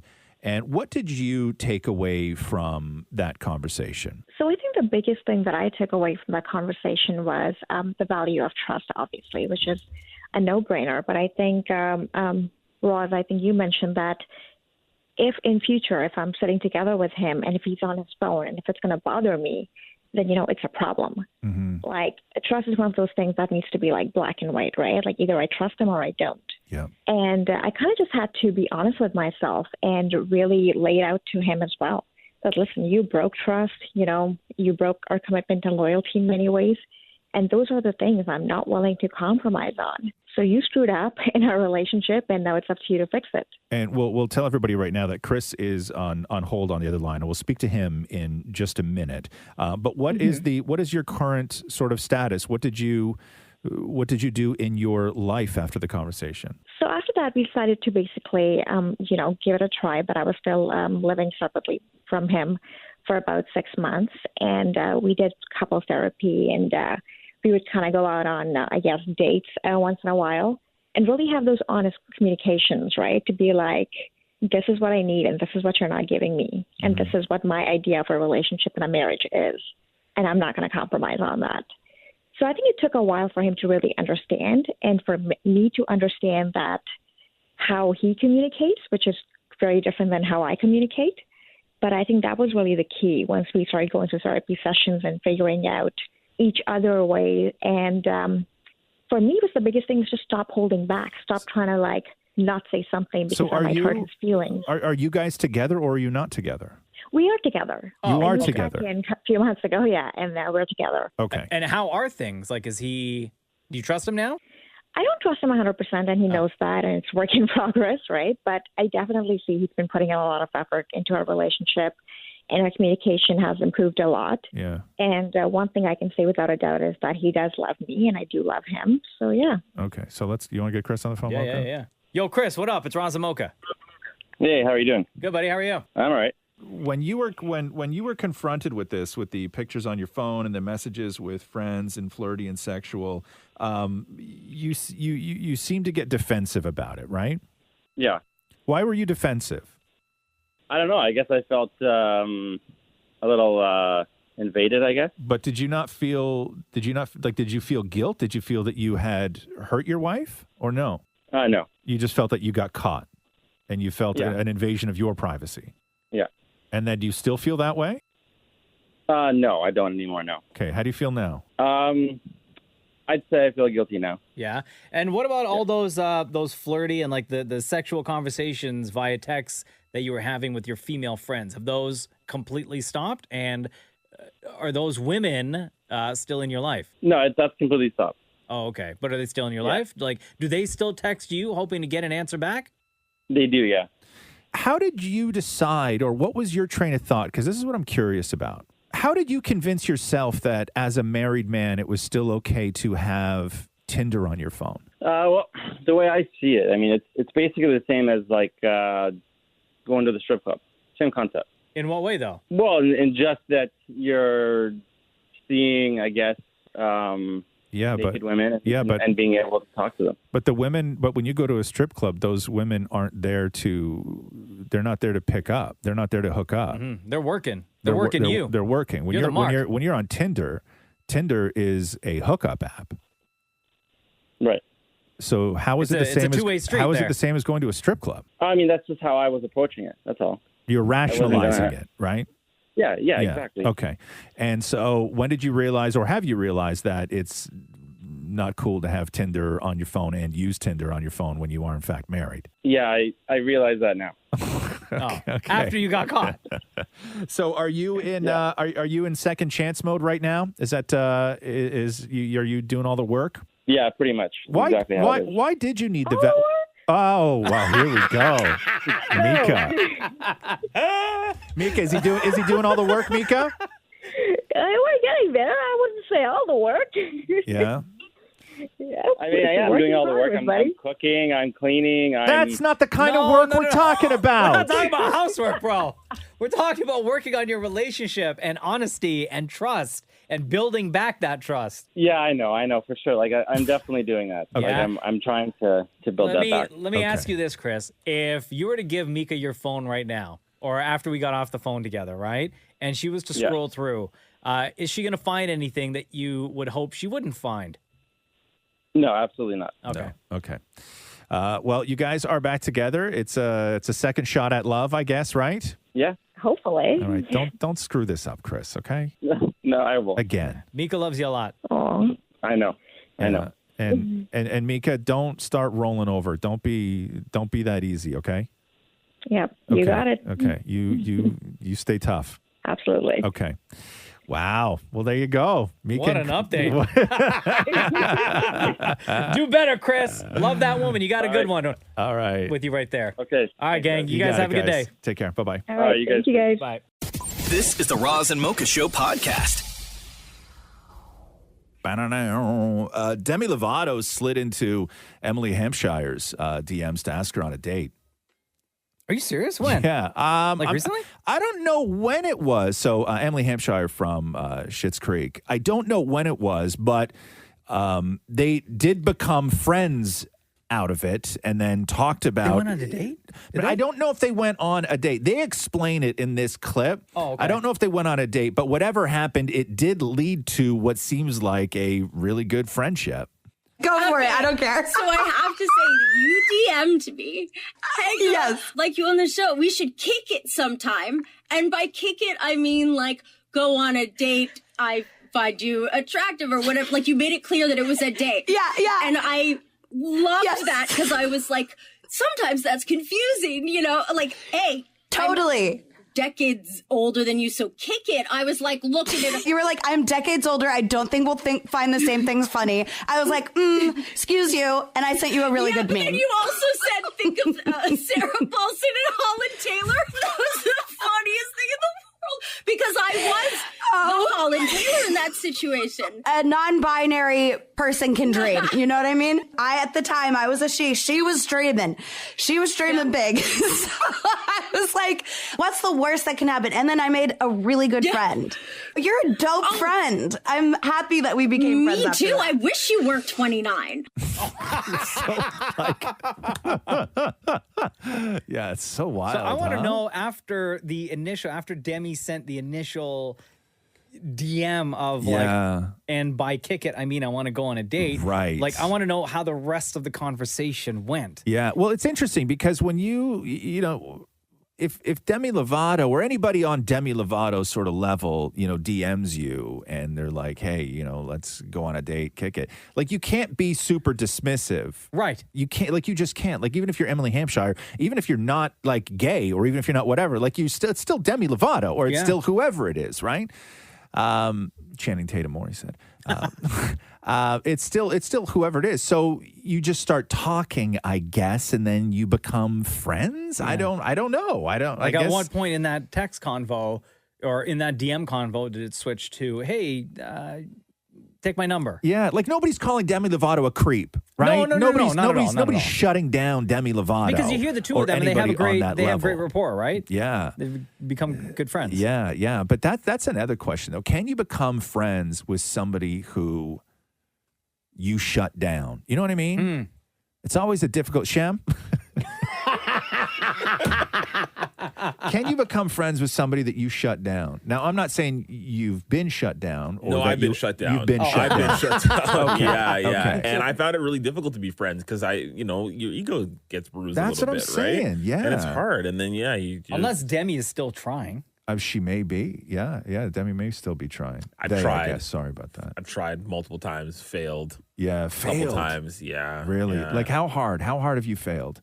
Oh, man. Like, you shot a huge shot and... Listen, I stepped back, try to shoot a 3. Yeah. Airball. Oh. Wasn't no. good. Wow. Like, I tried to sing to a girl before. Oh, you sang to somebody? This was in, like, middle school. Yeah. And I had sung... the trauma from middle school. I know. Still, yeah. But it's just because my song choice was bad, I think. You could put me in a car. I couldn't find my middle school. You know what I mean? And I grew up in a town where there was only one middle school. Like, I don't remember stuff like this. So you sang to a girl in junior high. Yeah, my song choice was bad, though. I sung the Vitamin C song, Friends Forever. You know, as we go on, we remember. It's really depressing, You right? sang that to pick somebody up? Hey, listen, I tried. Okay, fair I was enough. young, Yeah. You know, and again, airball. Yeah. And so did you initiate a friendship after that, or did they say no, but we can still be friends? Yeah, I got the, let's just be friends, but I was sort of persistent and kept trying. I'm pretty sure I sung another song. Oh, no, you went to songs. Listen, I tried, but it was bad. That's sad. It was bad. It was Maury, bad. have you ever I am become still friends with best anybody friends. you've ever stalked? Well, no, not stalked, but I'm still best friends with somebody I shut down. Yeah. Oh, really? You shut somebody down? Please. Yeah. I Best shut friends. my friend Yeah, Dave. right. We're still best friends 20 plus years later. And how did Dave try to pick you up? Oh, at a bar. Yeah. And you shut him down? Yeah. Why did you shut Dave down? I wasn't attracted. Do you think Dave is still attracted to you? No, not anymore. No, not anymore. This is the Roz and Mocha Show podcast. Did you see that photo of the billboard in LA with Justin Bieber being swapped out? In the process of changing this billboard, it was a Kim Kardashian, her underwear line, Skims, right? Yeah. So that was up on this massive billboard, huge in LA. Okay. And they were in the process of switching it over. Justin Bieber is part of the new, I guess it's the Balenciaga campaign. Sure. So they're switching over to that campaign. Right. And they have to do it panel by panel. Yeah. And somebody got a photo at the exact moment where it's half of Justin Bieber's body, the top half. Yeah. And it lines up perfectly. Arms, hips, everything. Shut up. With the model for Kim Kardashian's Skims underwear line. Really? Yeah. Look at this picture. Give me So this. it looks like Justin Bieber's wearing like a half leather jacket and his hands are on his hips, but where the hands are, it's a woman's hands wearing underwear with bare legs and like gray socks. Look at this. That's a big billboard too. On the side of a building. That's deliberate. No? No, like they're switching it over. Oh, right? So the my person, whoever took the photo, God. got it at the exact moment Oh my God. where the workers were not switching the photo over. When they were getting like the next panel set up to switch it over. Yeah. That's embarrassing. Come on, man. It's not like somebody did it deliberately, just like left it like that. But look how it lines up. Look at his arm and then like her arm. And this is a billboard. Like, this isn't like the kind you see on the side of the road. This is up the side of a building. And it's a billboard that is 1, 2, 3, 4, 5, 6, 7, 8, 9, 10 stories high. 10 stories in between the windows. Yeah. Wow. He's never looked better. Them hips. The Roz and Mocha Show podcast.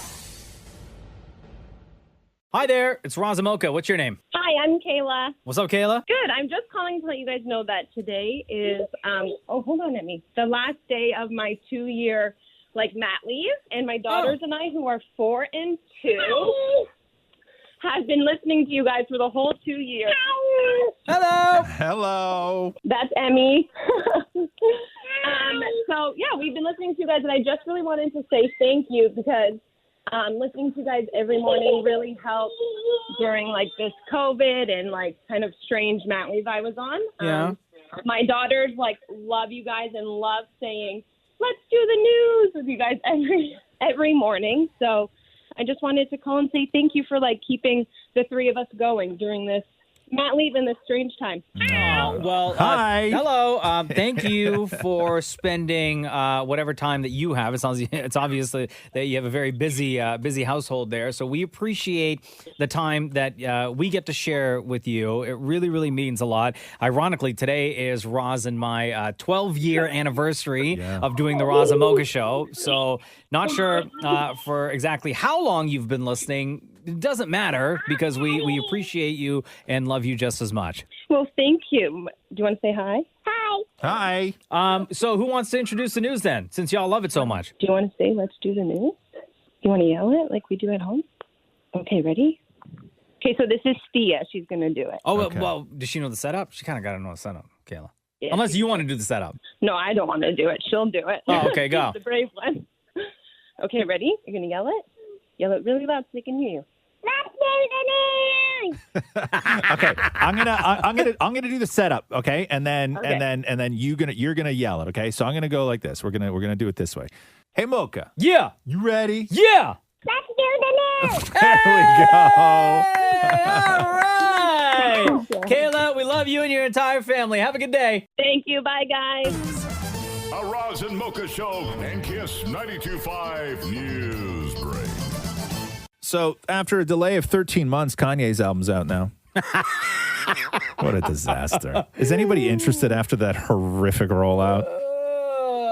I mean, and according to Kanye, it wasn't even him that gave the okay for the album to be put out. According to Kanye, the record label that distributes his music, Universal, put the album out without him given the okay or without his knowledge. Apparently, Universal told Variety that those allegations are, quote, preposterous. Also, Kanye, it's called a contract. Facts. They can do whatever the hell they want. Yeah. But so much going on. Okay, so he said that Universal released it without his approval and that they blocked a song called Jail 2 from being on the album. And then I guess Jail 2 was later then added to the album on streaming services. I don't know. Jail is the song that during the first listening session that he had at the football stadium. Right. Featured Jay-Z. And people were freaking out. This one. Right. In my cells, that's my celly. Right? Yes. Made in the image of God. And people were like, great, Kanye and Jay-Z made up. Everything's good between them. Yeah. And then at his last listening session where he rebuilt his Chicago home, his childhood home, the baby was there and was on this song as well. So was Marilyn Manson. Yeah, and people were like, what the hell? Like, did Kanye just replace the baby? Or, sorry, replace Jay-Z with the baby? But it turns out Jail Part 2 features the baby. So same song. So is it Marilyn Manson on this song too? I couldn't hear him. He's at not all on this. No, on he this was version. he was just one of the people that appeared at Kanye's. So he didn't show up in the thing. But Mike, Jesus. So you have your last event. You bring out DaBaby. Yeah. You bring out Marilyn Manson. Yeah. And then you now also have Chris Brown pissed off at you because I guess Chris Brown was supposed to be on a track. And that track didn't make it to the final cut. And then Chris Brown went on Instagram and said, Kanye a whole hoe. Wow, not even half. And then he said, whole. And then said, nah, he tweaking. And then you got Soulja Boy is also pissed off at Kanye because Why? he wasn't included on the final album. He says, I don't know how to feel. Kanye sent me that song, Remote Control, and I don't hear my verse on it. This song right here, by the way. Don't ask again.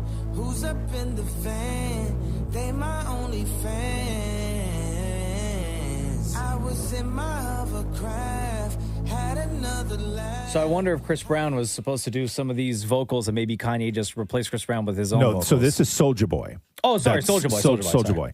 And then he said, he called Kanye the N-word, and then he said, tell homie, don't hit my phone anymore. Oh, he's a ho-ho. He's a ho-ho, I guess. And then a lot of people thought that Ariana Grande was on the album. Yeah. And I don't know, like, does the person who sings on the album sound like Ariana Grande? Well, you tell me. Forever. Can you hear me? Yeah. Forever. Forever. So, what a terrible song. And then, so the song's just called... that one part there. Yeah. So the song's called Focus. And then I guess what happened was then Ariana Grande went on social media to say, you sound beautiful, and then tagged a vocalist named Stallone. I guess that was her way of saying that it is not me on the album. It's another artist named Stallone. Play that song again for me? That's terrible. Forever. Can you hear me? Yeah. Forever. Forever. I don't know how you could think like Is right anybody- away that was Ariana Grande. Well, because she doesn't say any actual words. No, I know, but just from that part. But that's why it sounds like Ariana Grande. Never understood one word she sings. Beautiful voice, though. Anyway, Okay. whole asshole. Anyway. The Roz and Mocha Show podcast.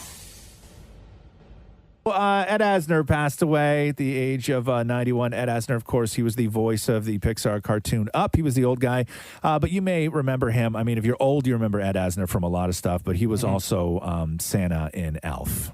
All right. We've had another very successful year. So, after all that hard work, it's time to start preparations for next Christmas. He's the best. He was a great Santa, too. Yeah, he was. You know? Yeah. I heard the real Santa Yeah. Huge fan. was like, said the same thing. He was like, this guy Huge fan. plays my role Yeah. so amazingly. Yeah. Ed Asner, 91 years old, though. The Roz and Mocha Show podcast. Jake Paul beat Tyrone Woodley last night. They were boxing each other in the face. Boxing, air quotes, boxing. It was actually not that bad. I watched Yeah. it, but yeah, it looked like boxing. Because oftentimes these things don't look like boxing, right? Yeah. Jake Paul and Tyrone Woodley, it looked like boxing. Like it was, they weren't embarrassing. They weren't. No, but they weren't. It wasn't embarrassing. I know, but you're talking about a guy who is like now getting into boxing, right? Jake Paul, who's 4-0. Who's 4-0. Shockingly. Right? Who's 4-0. Who like a former UFC champion. Yeah. Who's been training his entire life, like since he was a kid. Yeah. And he took punches, right? No, he nearly got knocked out. Yeah, but a lot of boxers almost nearly Yeah. get knocked out. That's boxing, though, right? There's You no watched the fight. way. Did you think that Tyrone Woodley was like holding back? 1,000% held Yeah. back. Wow. But Of again, course. he's smart though, right? And again, this is all money, right? And credit Jake Paul and Logan Paul and all that stuff. They are marketing geniuses. They have learned from the master in Floyd Mayweather in terms of how they promote a fight. And it makes Jake Paul's whole thing is people want to see him get knocked out, right? Him losing doesn't help his brand at all. At all. Because you said the same thing after Floyd Mayweather, that you said that he was holding back. Yeah. No. And neither was this guy. People are having such a hard time because they haven't seen either of these two jackasses get knocked on their ass yet. That's the problem. That's the problem. Their genius is, yes, marketing, but their genius is also who they choose to fight. Yeah, right. Not boxers. Jake Paul went into this knowing that there was maybe a chance that he was going to get whooped by Tyrone Woodley. Right. There was a better chance that he was going to go the distance. Their mastery is who they choose to fight. But if you watch that fight, I watched the fight. There's no way that Jake Paul won that fight. There's just no way. But there is a way that he won it by split decision. Oh. Right? That's boxing. There is that's boxing. Okay, so That's again, terrible. you can go back to 95 different fights and go, yeah, but that's boxing, right? This shouldn't be any different just because it's Jake Paul. The only problem is that we still have not seen him or his jackass brother get knocked on their ass yet. Yeah. That's the problem. We really want to. Right? Same. Really do. Same. And you know what? We're going to all watch the next fight, hoping that Just happens. hoping that happens. And then the it fight will, after because that, every and after boxer that, and after eventually that. gets knocked on his ass. Yeah. Like you will see the day when eventually he's going to pick somebody where the mistake was made and he's going to get knocked out. I know who's going to be. Who's that? His brother. They won't fight. No. I watch. No, Telling you. they won't fight. Who is he going to who's he gonna take a dive for? No, because that I won't believe, right? Yeah. I wouldn't believe that fight. I don't know. I think that what makes those fights interesting is that the person standing at the other side of the ring really wants to hurt them. Because they really don't like them. It's not about sport. It's personal with these fights. People hate those brothers. I think those guys are geniuses, and they're gonna spin some sort of brotherly feud, and I then hope that's what's so, gonna happen. The Roz and Mocha Show podcast. Al Roker. How old's Al Roker? Like 69? Is he? Yeah. A lot of people got a real problem with Al Roker being out in the wild covering Hurricane Ida. How old is he? 67. 67. Because he's old now, right? Like older, but he's still doing He should not be out there. Out in the streets covering the hurricane. Well, so a lot of people on Twitter let it be known that they feel bad for Al Roker and they're worried for Al Roker's safety. And Al Roker doing an interview yesterday had this message for the people. I like to call that the Roker stance, standing strong up against the wind, but the water is slapping around. It's one of these things, and folks on Twitter have been, well, first of all, why is NBC putting him out there? I volunteered to come out here. This is what I do. I've done this for 40 years. Our crews, and we all make sure we're safe. We're not going to do something that's going to put ourselves at harm's way.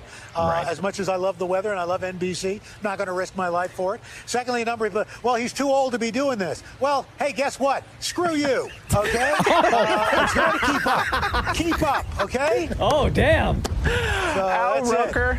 These young punks. I will come after them. Wow. There you Al go. Roker with the come at me, bro. Screw you. He's the best. This is the Roz and Mocha Show podcast. Hold on. Give me a sec, man.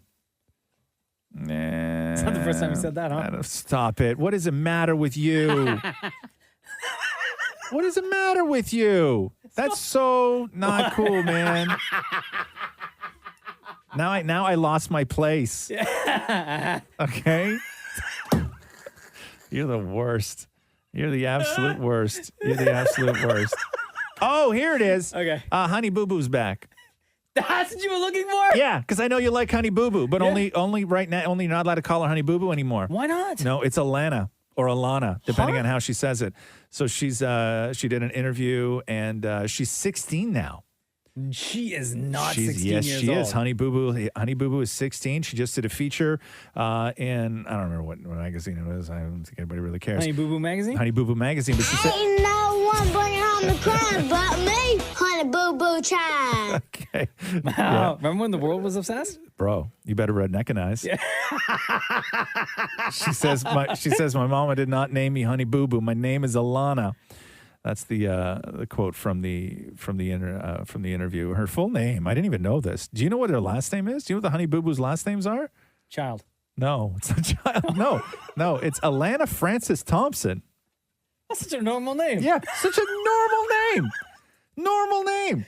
And that kid does nothing unless you call her Honey Boo Boo. You know what I mean? You better redneckanize. The Roz and Mocha Show Podcast. Well, there you go. The Taliban have fully taken control of the airport in Kabul after the U.S. ends its evacuations, marking a victory for the Taliban. They said this: the world should have learned their lesson, and this is the enjoyable moment of victory. That is from the Taliban spokesperson who released that statement. The Taliban seemingly parading all their new gear around in the skies over Afghanistan. There's video I saw what people were saying was a U.S. Black Hawk helicopter flying over Kandahar. And what a lot of the U.S. people were saying is that most of the equipment that was left behind was rendered sort of useless. They pull parts out of it that you can't buy on Amazon or anything like that. But the problem is that the Taliban, by some estimates, now has more Black Hawk helicopters than 85% of the world after the U.S. abandoned $85 billion worth of military equipment there. Wow. And the White House is saying, so the National Security Advisor, Jack Sullivan, saying that the U.S. didn't have a complete picture of the defense materials that had fallen into the hands of the Taliban. And there's a lot of debate going on today about, that number, the $85 billion number, and what they actually left behind. But the problem is that those Black Hawk helicopters and all the other gear that the Taliban are now using, like if you look at the Taliban, they're in U.S. soldier military equipment, right? They look like U.S. soldiers. The problem is that those Black Hawks were not necessarily left behind or given to the Taliban. Those Black Hawks were given to the Afghan National Security Forces to be able to defend themselves against the Taliban. And they got taken over. And we all saw what happened. They just folded. Yeah. And then all that gear that did work was left for the Taliban to pick up. And then they go on YouTube and they learn how to fly a Black Hawk. And then next thing you know, they're up in the sky celebrating. So it's not scary, it's not a good scene. And now, of course, the U.S. and everybody else has to figure out, what do you do? Do you deal with the Taliban for the sake of the safety of the Afghan people? Do you treat them like a government? Like, what do you do now against this incredibly armed? They went in with 1986 Toyotas, and 2 weeks later they're flying Black Hawk helicopters, right? That's how fast that was. And they just pulled everybody out. They pulled everybody out. The last guy was out today. Last one, yeah. Out today. It's a crazy scene. The Roz and Mocha Show podcast.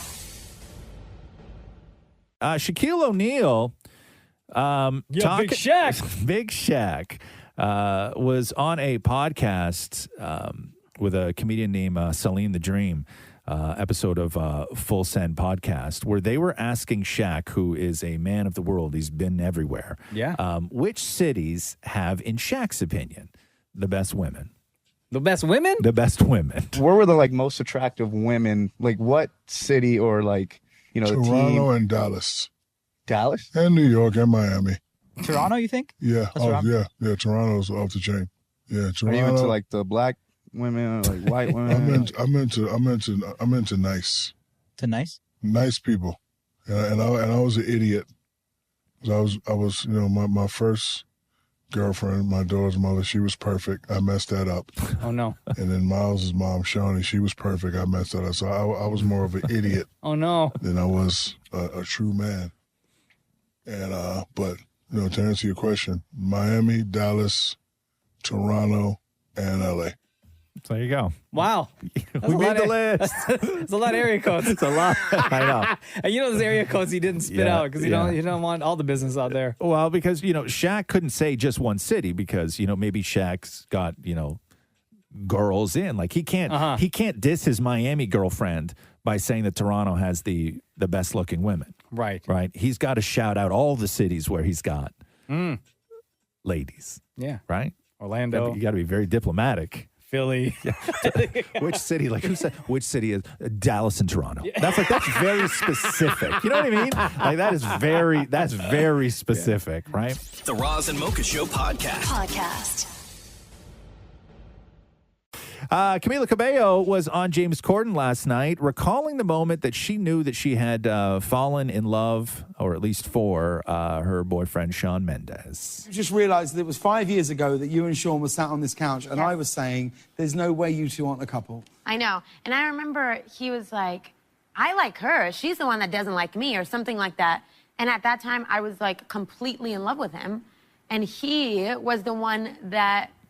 I thought wasn't in love with me back. And I was sat here, and I remember being like, what the? Yeah. And I remember backstage after our interview, I was like, why did you say that? Because you know that I like you. And you're the one that... It was so stupid. We were 16. So maybe... We were 17. Maybe it's 6 years ago. It might be 6 years. Yeah. I knew. And look at us now. I knew. COVID puppy. I knew the whole thing. Pregnant with the COVID puppy. Aww. Since they I were like that it all 16. happened backstage. I like that fight know. happened backstage. Yeah, the flirty fight. Yeah, I know. Why would you say that? Why would you say that? You know I love you. So great. It's awesome, man. It's awesome. The Roz and Mocha Show podcast. Adam Levine is defending Olivia Rodrigo. He did this over the weekend amid the allegations that her debut album Sour plagiarized the work of other musicians. In the months since its record-shattering release, Sour has drawn comparisons to the likes of Taylor Swift, Paramore, and Elvis Costello. Adam Levine says, there's all this drama about Olivia Rodrigo. Look, these are tricky things, and anyone who's ever written a song knows that sometimes you rip something off inadvertently and it makes it to tape and then it gets released and then there's a lawsuit. And everybody's now going back to that lawsuit from Marvin Gaye against Pharrell Williams and Robin Thicke. Oh, with Blurred Lines, yeah. Because that was a huge precedent-setting lawsuit, which was like $7-point-something million, which was a settlement. And what makes that tricky is that when it's not a blatant fabrication, what you then do is you have people trying to copyright a vibe. And that makes things really difficult. But because of the settlement of that case, now it's all up for grabs. And last week, Olivia had to add Paramore singer Hayley Williams and former Paramore guitarist Josh Farrow as co-writers on Good For You.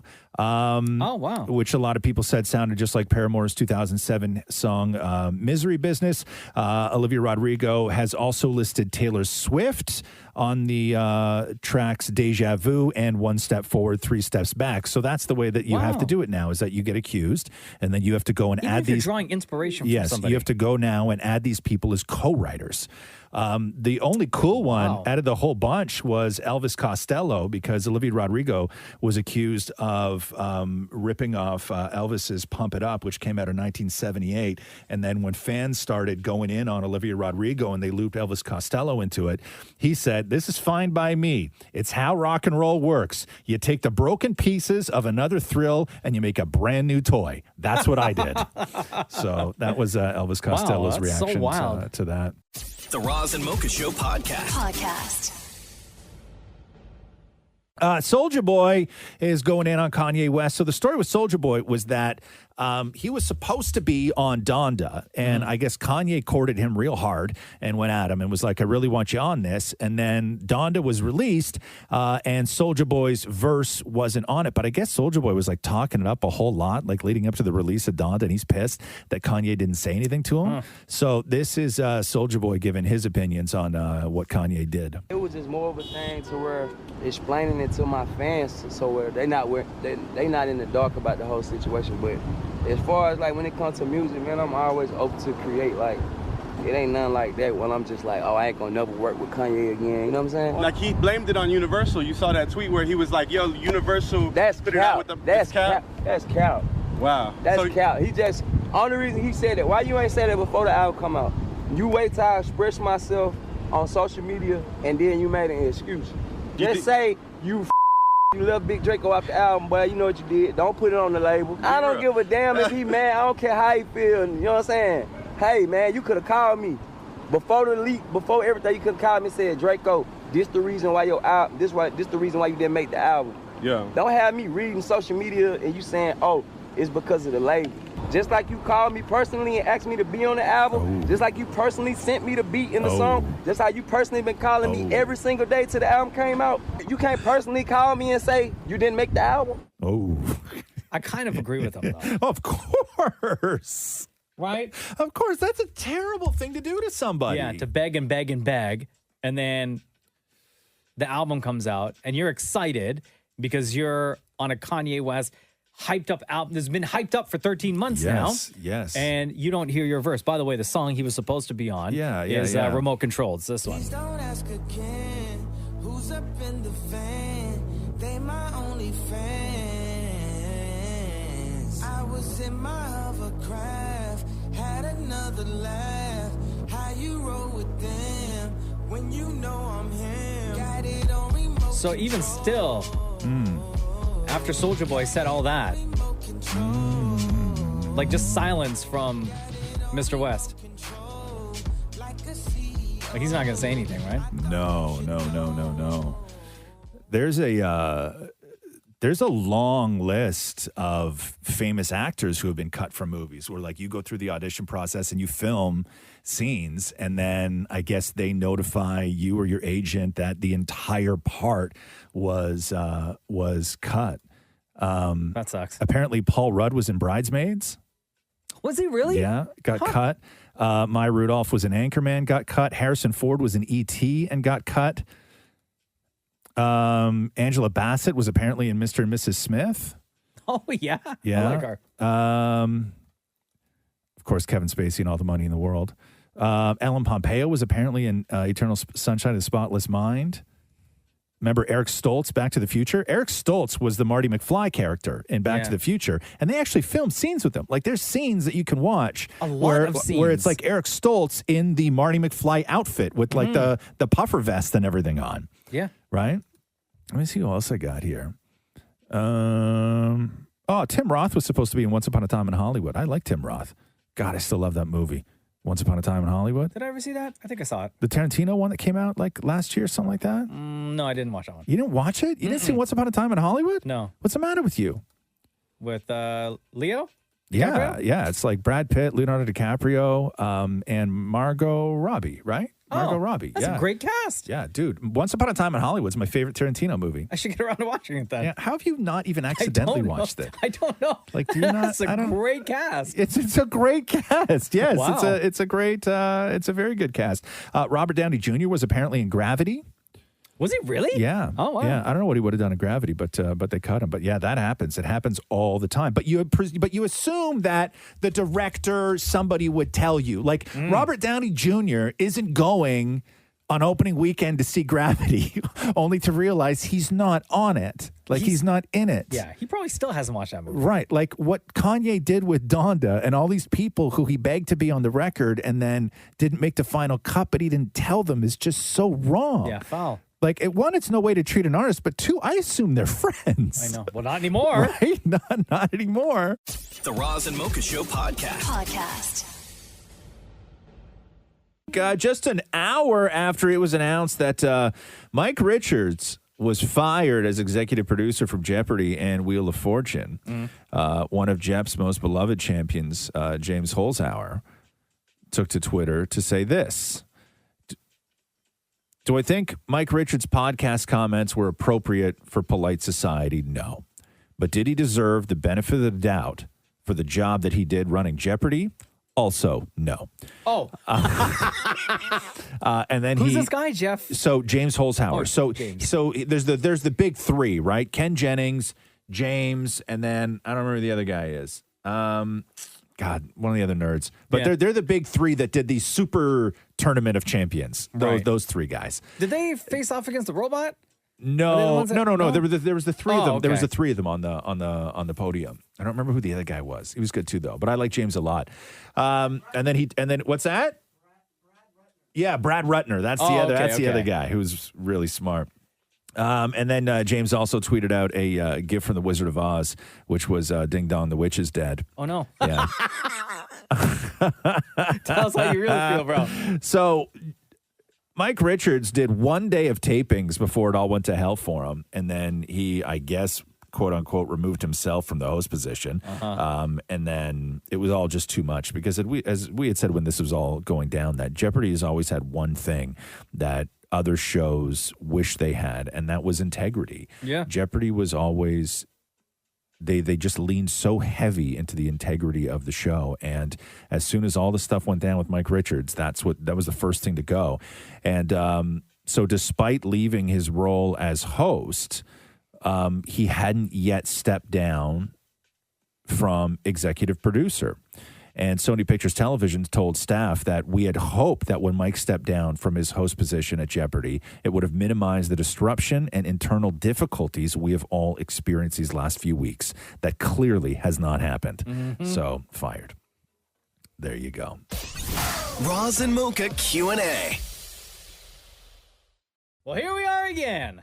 on the podcast. Time to answer some questions.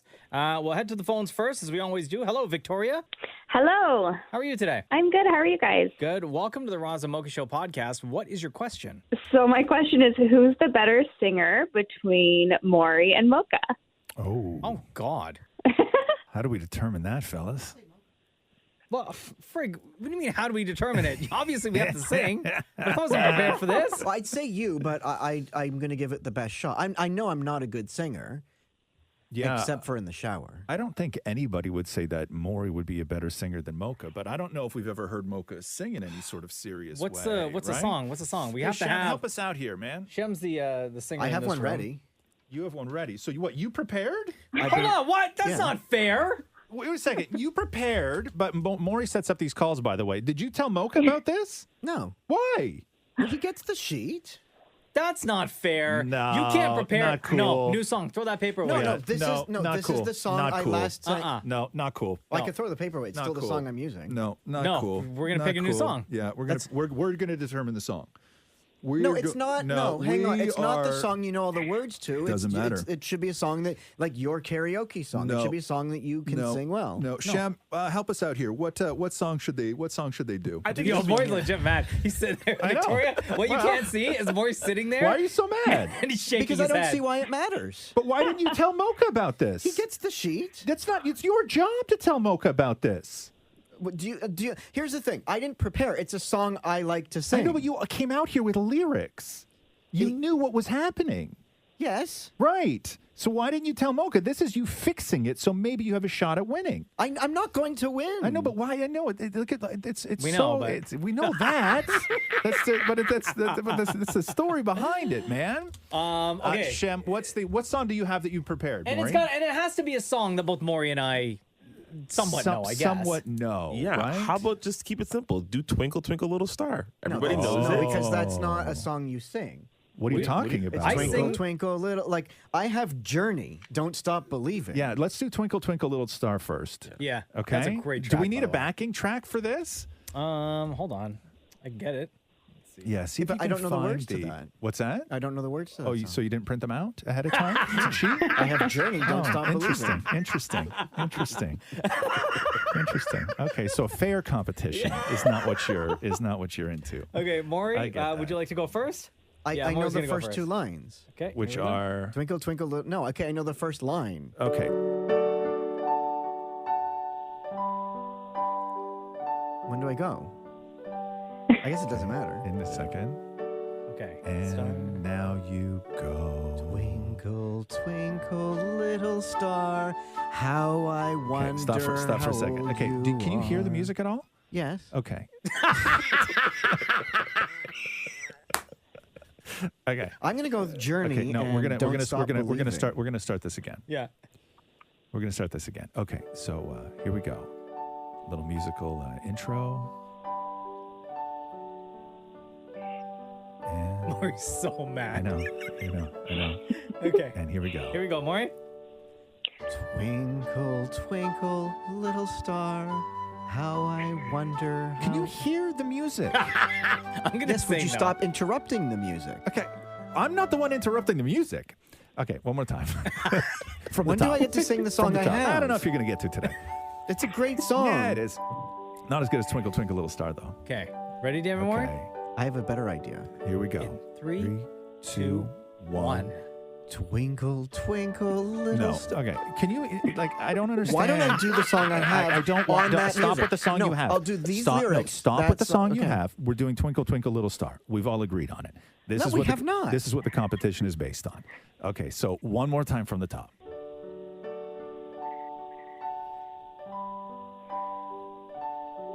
Okay, ready, Maury? And do your best. Three, do your best. 2, 1. And Twinkle, twinkle, little. Stop. What's the matter with you? Just take it seriously for, I for am. 1 second. I thought if I was going too slow, I would speed it up a little You bit. can hear the music, though. Yes, I can. Okay, so just do it to the music. I am. You're not. I thought I was. No, here we go. From the top. Okay. I'm This is getting your so last mad now. try. I know. It's ruining my day. Over Twinkle Twinkle. Then can I do Okay. my song? No. Okay, here we go. Enough with your song. Ready? Okay. Here we go. And Twinkle, twinkle, little star, How I wonder what you are. Up above the house so far. Down you go in the car. Okay. Well, I don't even think you need to try, Mocha. I think Mocha won. I certainly don't think there's going to be anything worse than that. Does that answer your question? Does she want to hear Journey? No, nobody wants to hear Journey. Does that I think I'm good. Does that answer your question? Yeah. All right. Oh, wow. Have you ever been more mad right now, Maury? I just want to sing Journey. Why though? Why? Because I sang the song in the car, and I thought it would. Maybe So you rehearsed. Not only did you print out lyrics, you rehearsed for this. It happened to come on the radio. Hold on. So I sang, and I'm Liar. like, Such a that liar. song is a great song. You rehearsed for this. But I figure if I have any stinking chance, is that how the saying goes? Yeah, but what I'm saying is that you didn't give Mocha a chance. You didn't tell him about this or let him prepare. I thought he would sing like a song from Biggie or Tupac off the top of his head. No. But I'm just saying that you didn't level the playing field here, man. Like, Do you want the lyrics to Journey? It's a little. No. I would say it's a little. Do you know the song? I would say it's a little unfair, right?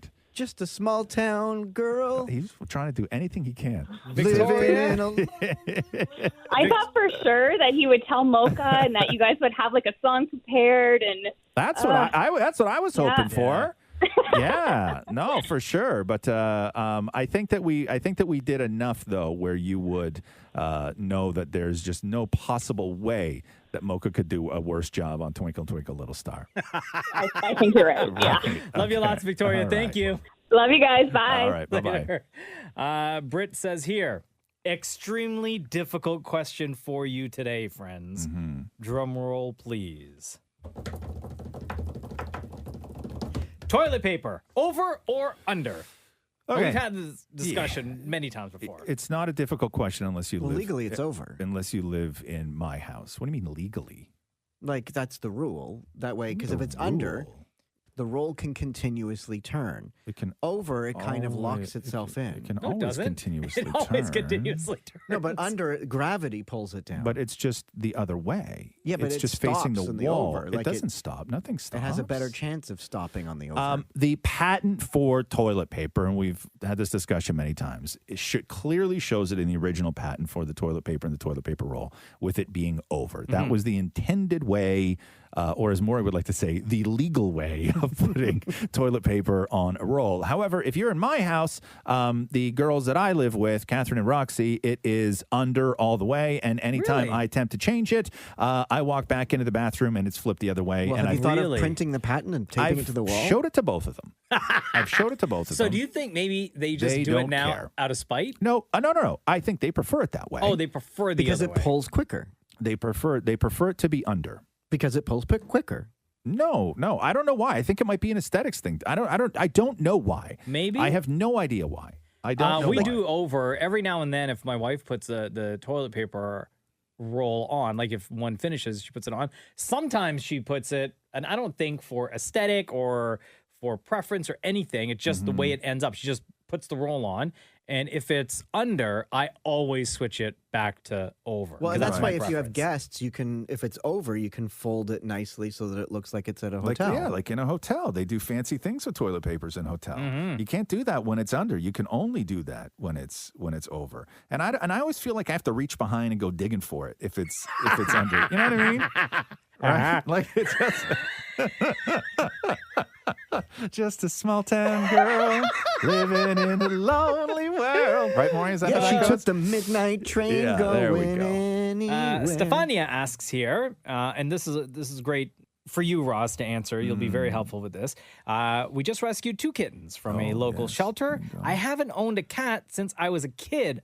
Any tips or advice? Yeah, if they're babies, you have to play with them. Like that's the thing. They'll play with each other if there's 2 of them, but you have to play with them. Like they need a ton of attention and they need a ton of those stupid toys. What we bought, and we bought it when we got the baby cat when he was still little, and now he's like almost 2, and we can't get rid of it because he uses it every day. Which is we got one of those 3 tunnel system things. Oh, yeah. And it lies on the floor, and there's a hole in the top of it, and like they move around. It's just nylon, right? You can fold it up when you're done with it if you want to, but we throw all his toys in the middle of it, and then he goes in there and one by one brings them all out, and he plays with them individually during the day. But he hides in those tunnels. He runs through those tunnels. He jumps out of those tunnels, and every single day he still uses those tunnels, and it is by far his most favorite thing. And the other thing he loves is they don't necessarily love, like, they don't love the stuffy toys, and they don't love that. We went to the dollar store, and Catherine bought a box of these, I don't know, cat toys or whatever toys they are, but they're little tiny, like, plastic springs. They're maybe the size of like a wine bottle cork. Okay. I saw those at the grocery store. Yeah, buy those. Your cat will love them. Yeah? Like kittens love those things. And that's how Moo, our young cat, learned how to play catch. Or learned how to play fetch, where you could throw that down the entire hallway of the house and he'll run after it and bring it back to you. At what age, because cats are like, known to be savage and like they don't care about anything. At what age do they just like, not that they don't care about you, but they start being a little bit more independent, where they just want to be left alone or go into a corner and do their own thing? See, our cats aren't like that. And we have 3, and they're all different ages and all different kinds of cats. Our cats all love being around us. They just need less of you when they are around you. Like our old cat Pickles will just sit on the back of the couch and wrap herself around Roxy's shoulders like she's a feather boa. Oh, yeah? Right? She just hangs off her, and then Roxy puts her head back and uses her as a pillow. And that's their entire relationship, right? Do you ever use like the empty toilet paper roll as like a? All that stuff is great. Yeah, because I've spent hundreds of dollars on toys for our dog, and all he cares about is a piece of paper. Yeah, my cat loves, when I bring home groceries, he walks over to the bags on the counter and puts his head through one of the handholds and starts going through the groceries. Oh, no. Right? Like that's his thing. Or if you have cats, what they like more than anything else is a cardboard box. Mm-hmm. That's it. They'll jump in it. They'll play in it. They'll scratch it. They're everything. And you also have to find out what kind of cat you have, because when cats are babies, some cats like to scratch cardboard and some cats like to scratch carpet.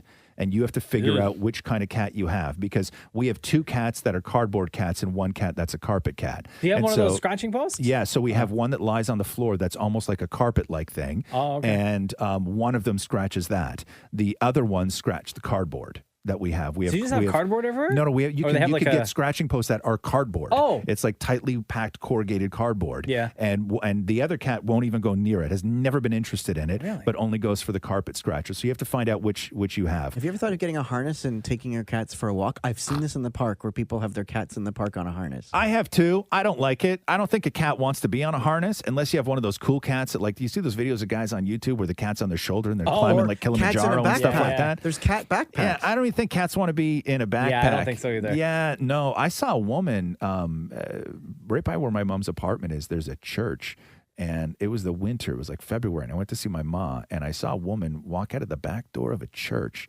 in February in a snowstorm. And she walked out the back door in a bikini with a cat on a leash to smoke a cigarette. What? And, yeah, it was the weirdest thing. It would have been weird. That would have been weird walking out of any building, but it was walking out of the back door of a church. Did you ask her? No. Yeah, I didn't want to know. I didn't want to know what's going on. Yeah, in your there. life is You know better what I mean? not knowing. Yeah, my life is way better not knowing. But anyway, that's all the stuff you can do for little cats. Dallas says here, which is the better holiday meal?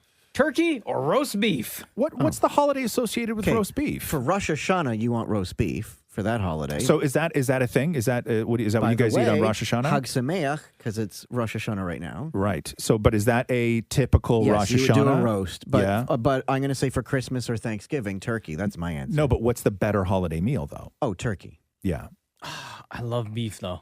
But what holiday meal do you have a roast? But that's the thing, though. We don't have roasts or anything beef for any holidays. Like it's always either chicken or turkey, maybe some duck. What do you do at Thanksgiving? Turkey. And what do you do at Christmas? Sometimes we do turkey or chicken. Yeah. I think the thing is, it's because turkey is the only meat as well. Well, turkey's the only meat that you can really stuff. What do you mean? Like, turkey comes with more things. Beef is just beef. Turkey comes with the stuffing, the cranberry. There's more you can do with turkey. Well, turkey doesn't come with all those things. No, but, it's part of the combo. But anything that you can combo up with a turkey, you can combo up with a roast. I guess I'm just like you could wouldn't do think Yorkshire of turkey. You wouldn't think of beef and gravy and veg and like you can get the supporting cast looking very similar. But what's the sort of better meal? Because we do turkey at Thanksgiving and we do turkey at Christmas. I think right? there are better memories with turkeys. I agree with you on that. I don't have a whole lot of great memories sitting around with the roast. Right? Like, you know, I don't remember that one Christmas with the beef? Yeah. I don't there's not parts of my childhood where I look back, you know, fondly on beef. Right? Like there's no pictures of families with beef. It's all like, you know, that famous picture where they're all around the table with the turkey. Yeah, no, exactly. I'm sure Frank, your dad, Maury, has some horrible memories about beef when you were a child. That famous Rosh Hashanah? No, so I mean I do love a roast though. I do love a roast, but it's tough to get a roast cooked perfectly. Like it's really, really difficult to get a roast. Like I would just rather have steak. I would rather do everybody their own steak rather than do a roast. But yeah, no. I mean, Hungry Man does a really good roast. Yeah, what is that? The microwavable one. Oh. What? The TV dinners. Oh, the Hungry Man. Oh, yeah. Oh, Yo, yeah. my sister. Sorry, talking about our love for beef, and Maury start mentioning Hungry Man. I thought this was an OnlyFans model he subscribed to. One of my sisters, Laura, she used, I don't know if she does now anymore, but used to kill those Hungry Man quick dinners. Really? Yeah. Like not that long ago. I would go to my parents' place. Yes, and in the freezer there would be like 10. Really? Do they still separate all of the stuff on the tray? Yeah. They're all separated now. And so would she do that because she doesn't like to cook? Or because just a quick meal, yeah. Just a quick meal. Uh-huh. I find you don't get enough in those. Yeah, I could just. There was one that I saw. I think I tried it once and I was like, no thanks. Swanson makes a good one. Oh, you don't still eat those things though, Maury. No, I haven't had them in years. When's the last time you had like either like a Hungry Man or a Swanson or a can of like that? What is it? What's it? The company Puritan beef stew? Oh, Chef Boyardee. No, not Chef Boyardee. Yeah. Like the pure, you know what I mean? Yeah. Like the pure, like it almost tastes like dog food. Yeah, like you know. I've had the Chef Boyardee beefaroni recently. But Chef Boyardee's for children. Like you don't eat that as an adult. But like adults trick themselves into thinking that like that the steak and potatoes in a can is an actual meal, right? What are those things called? What's the company that makes those? There's another one.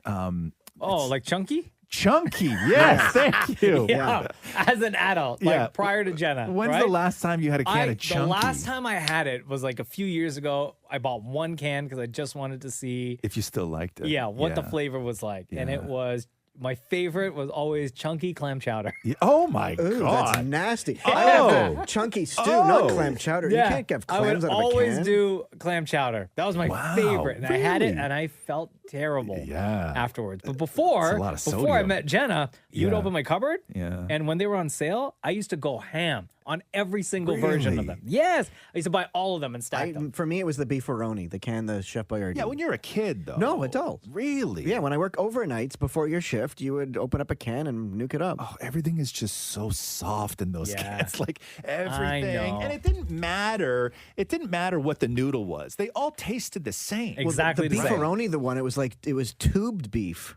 What do you mean tubed Like beef? it was like a round tube of beef. Rigatoni. Do you mean like rigatoni or penne? But they call it the beefaroni. Yeah. Right? So there was like a tube of pasta with the beef shoved in it. It's rigatoni. Yeah. It's not tube beef. Anyway, here are the Hungry Man meals, Roz. This is what they look like. Sports grill. Look at that. Oh yeah. Chicken fingers with fries. Yeah. God, they've become advanced, huh? But how are those fries after the microwave? Well, how's all of it after the microwave? Like, it's so gross. Yeah, like you're worried about the fries. You ever had chicken fingers that were microwaved? No. And the mashed potatoes is terrible. That's not. They have like steak. They got ham. They got chicken wings. They have the microwave chicken wings. Yeah. Oh, for God's sake. Salisbury steak? Yeah, that's the classic. I saw at the grocery store frozen Montreal smoked meat that you put in it comes in a sack. Yeah, you put in water. You Oh, boil you've it. heard of this? I Yeah, thought of that course. sounded nasty. No, yeah. Montreal smoked meat that comes frozen that you put the sack in water. But that's how the French do it, though, more. Sack in the water. Yeah, you Meat's put the, ready. Yeah. You How dip. long? You just well, first of all, you dip it a couple times, right? Yeah, that's how you do that. But there's a lot of those. Just to get it started. Yeah, the Puritan ones. The Puritan can was the, and then the chunky. But Puritan really has that lock. But there's another one that I know of. I can't even think of the name of it right now.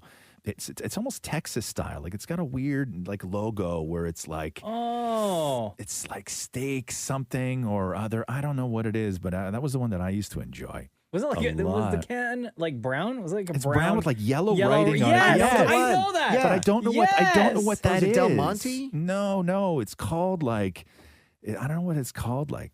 Type in Mexican Texas No, stew Texas, or type in Texas stew can. Well, I've typed in just about a lot of things except for dipping the sack. I don't do that on a work computer. We'll end on this one. Mel says, what's your current binge shows? Shem has given me some great recommendations, and I'd like to get some from the rest of you. Please and thank you. I've been watching Alone. What's Alone? We watch it on Hulu, but I think you can get it on like Apple or whatever it is. Alone is like Extreme Survivor Man. So Alone is they take 10 guys. Oh, so it's a reality show. Yeah. Okay. Yeah. So they take 10 guys and they're allowed to bring 10 items from an approved list of, I think, 30 items. So there's 30 items available to you. You can bring 10, an axe, a saw, flint for fire, a fishing net, whatever it is. You're allowed to bring 10 things. And then they go out into some hugely remote area, like completely isolated area. And then they take those 10 guys and they stick them in that isolated area alone, but they're all separated by like 10 miles. Oh, wow. So you are alone, but they also give them a case with all their camera gear in it, and they have to film it themselves. Oh, geez. And it's the last man standing wins $500,000, but you don't know who has tapped out. You don't know how many people are left. You don't know anything. And if you lose your flint to make fire, nobody comes and gives you a new one. There's no challenge where you can get a new one. You're going home. This guy had a lean-to, like he had a tarp against a tree with a stick on his first night. And on his first night, in the night vision camera that he set up outside, he was lying under a tarp, and about 6 inches away from his head on the other side was a black bear. Oh my God. Right? Wait, so these people though, the contestants, Yeah, right? yeah. Are they skilled in? Are they like adventurers, or are Yeah. these just like regular? Yeah, for the most part, they are. They're really good at it. But what you find is that it's not the being able to catch fish, make fire, make shelter that becomes a problem. When you get to like day 50. 50? Yeah. When you get to like How many days are they? Or I guess it's just whoever. It's whoever the last guy Whoever the last is, is. Oh, my right? God. So it was 10 guys. 6 guys were gone in the first week. Wow. Right? And then 4 were there for another 45 days. Wow. Right? And what you find is that it's not the it's not the being able to do the sort of survival things. What you find that they have to deal with is the mental part of it. It's the being alone.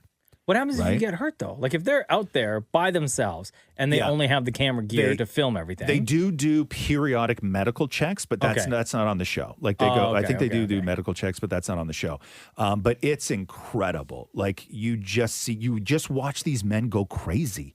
Like they just lie in the tent. Like this one guy is like lying in his tent and he's like, I don't want to get wet today. And it's been pouring rain for 8 straight days. Oh, he's like, See, one of my 10 things would be a book, so to keep you occupied. Yeah, but you'd wind up burning it fast because these guys went there and they were in season 1 was shot in North Vancouver Island. And that part of Vancouver gets 12 feet of rain a year.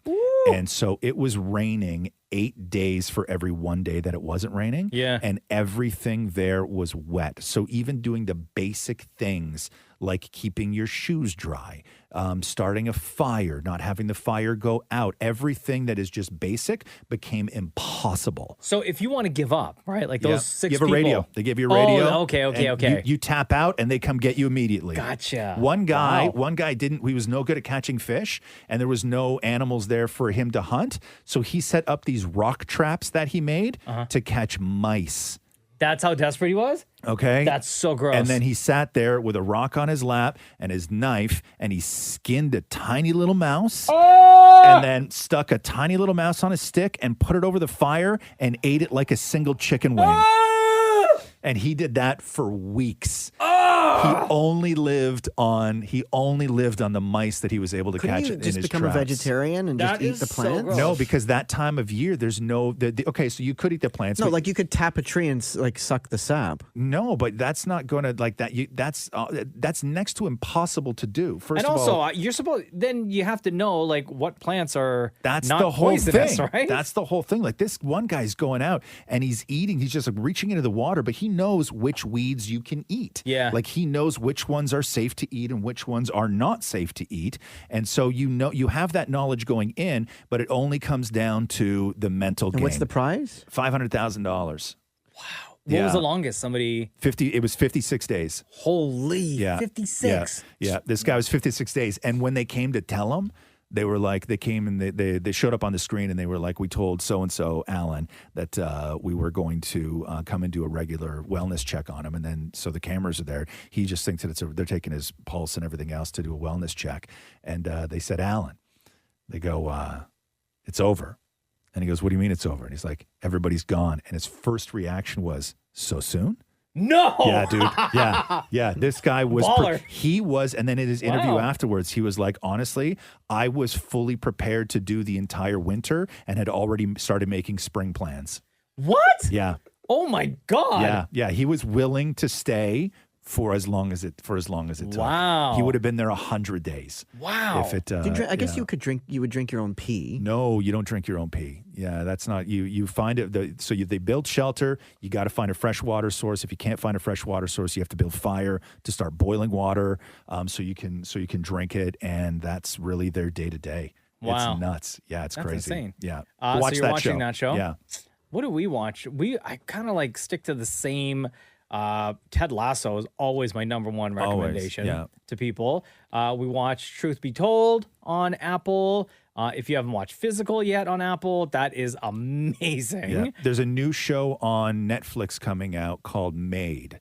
MAID. Okay. And it's about a woman going through like a custody battle with her emotionally abusive husband. I know it sounds really heavy. Catherine and I watched this. We had it on preview. When that show comes out, it will be Jenna's favorite show. Really? Yeah, guaranteed it will be Jenna's favorite show. The show is so good. The writing is so good, and everybody in it is just awesome. Yeah. And if you haven't, they're in, oh God, I don't even know how many seasons now. They're like 11 years in. But if you haven't watched Jersey Shore yet, we're still, Jen and I still watch Give that a go. Damnit Maurie, what shows are you guys watching? I mean, I binge Friends every day. Yeah, but what's new though? So People are always looking for something I'm new. watching Ted Lasso. I loved Younger. I binged all of that. Yeah, that was that really was a fun good. show. Yeah. That's with who's that? The girl in that again? Lizzie McGuire. Lizzie McGuire. Yeah.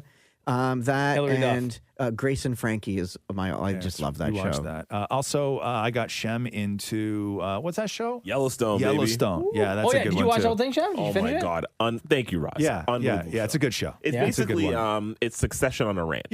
Yeah, that's the way to put It's it. Cowboy Succession. There you go, Mel. Thank you to everyone for all of your questions. This has been the Roz and Mocha Show podcast. Have a good day. Thanks for listening to the Roz and Mocha Show podcast. Catch the guys live Weekday mornings from 6 to 10. on Kiss 92.5 Kiss925.com. or download the Kiss 92.5 app.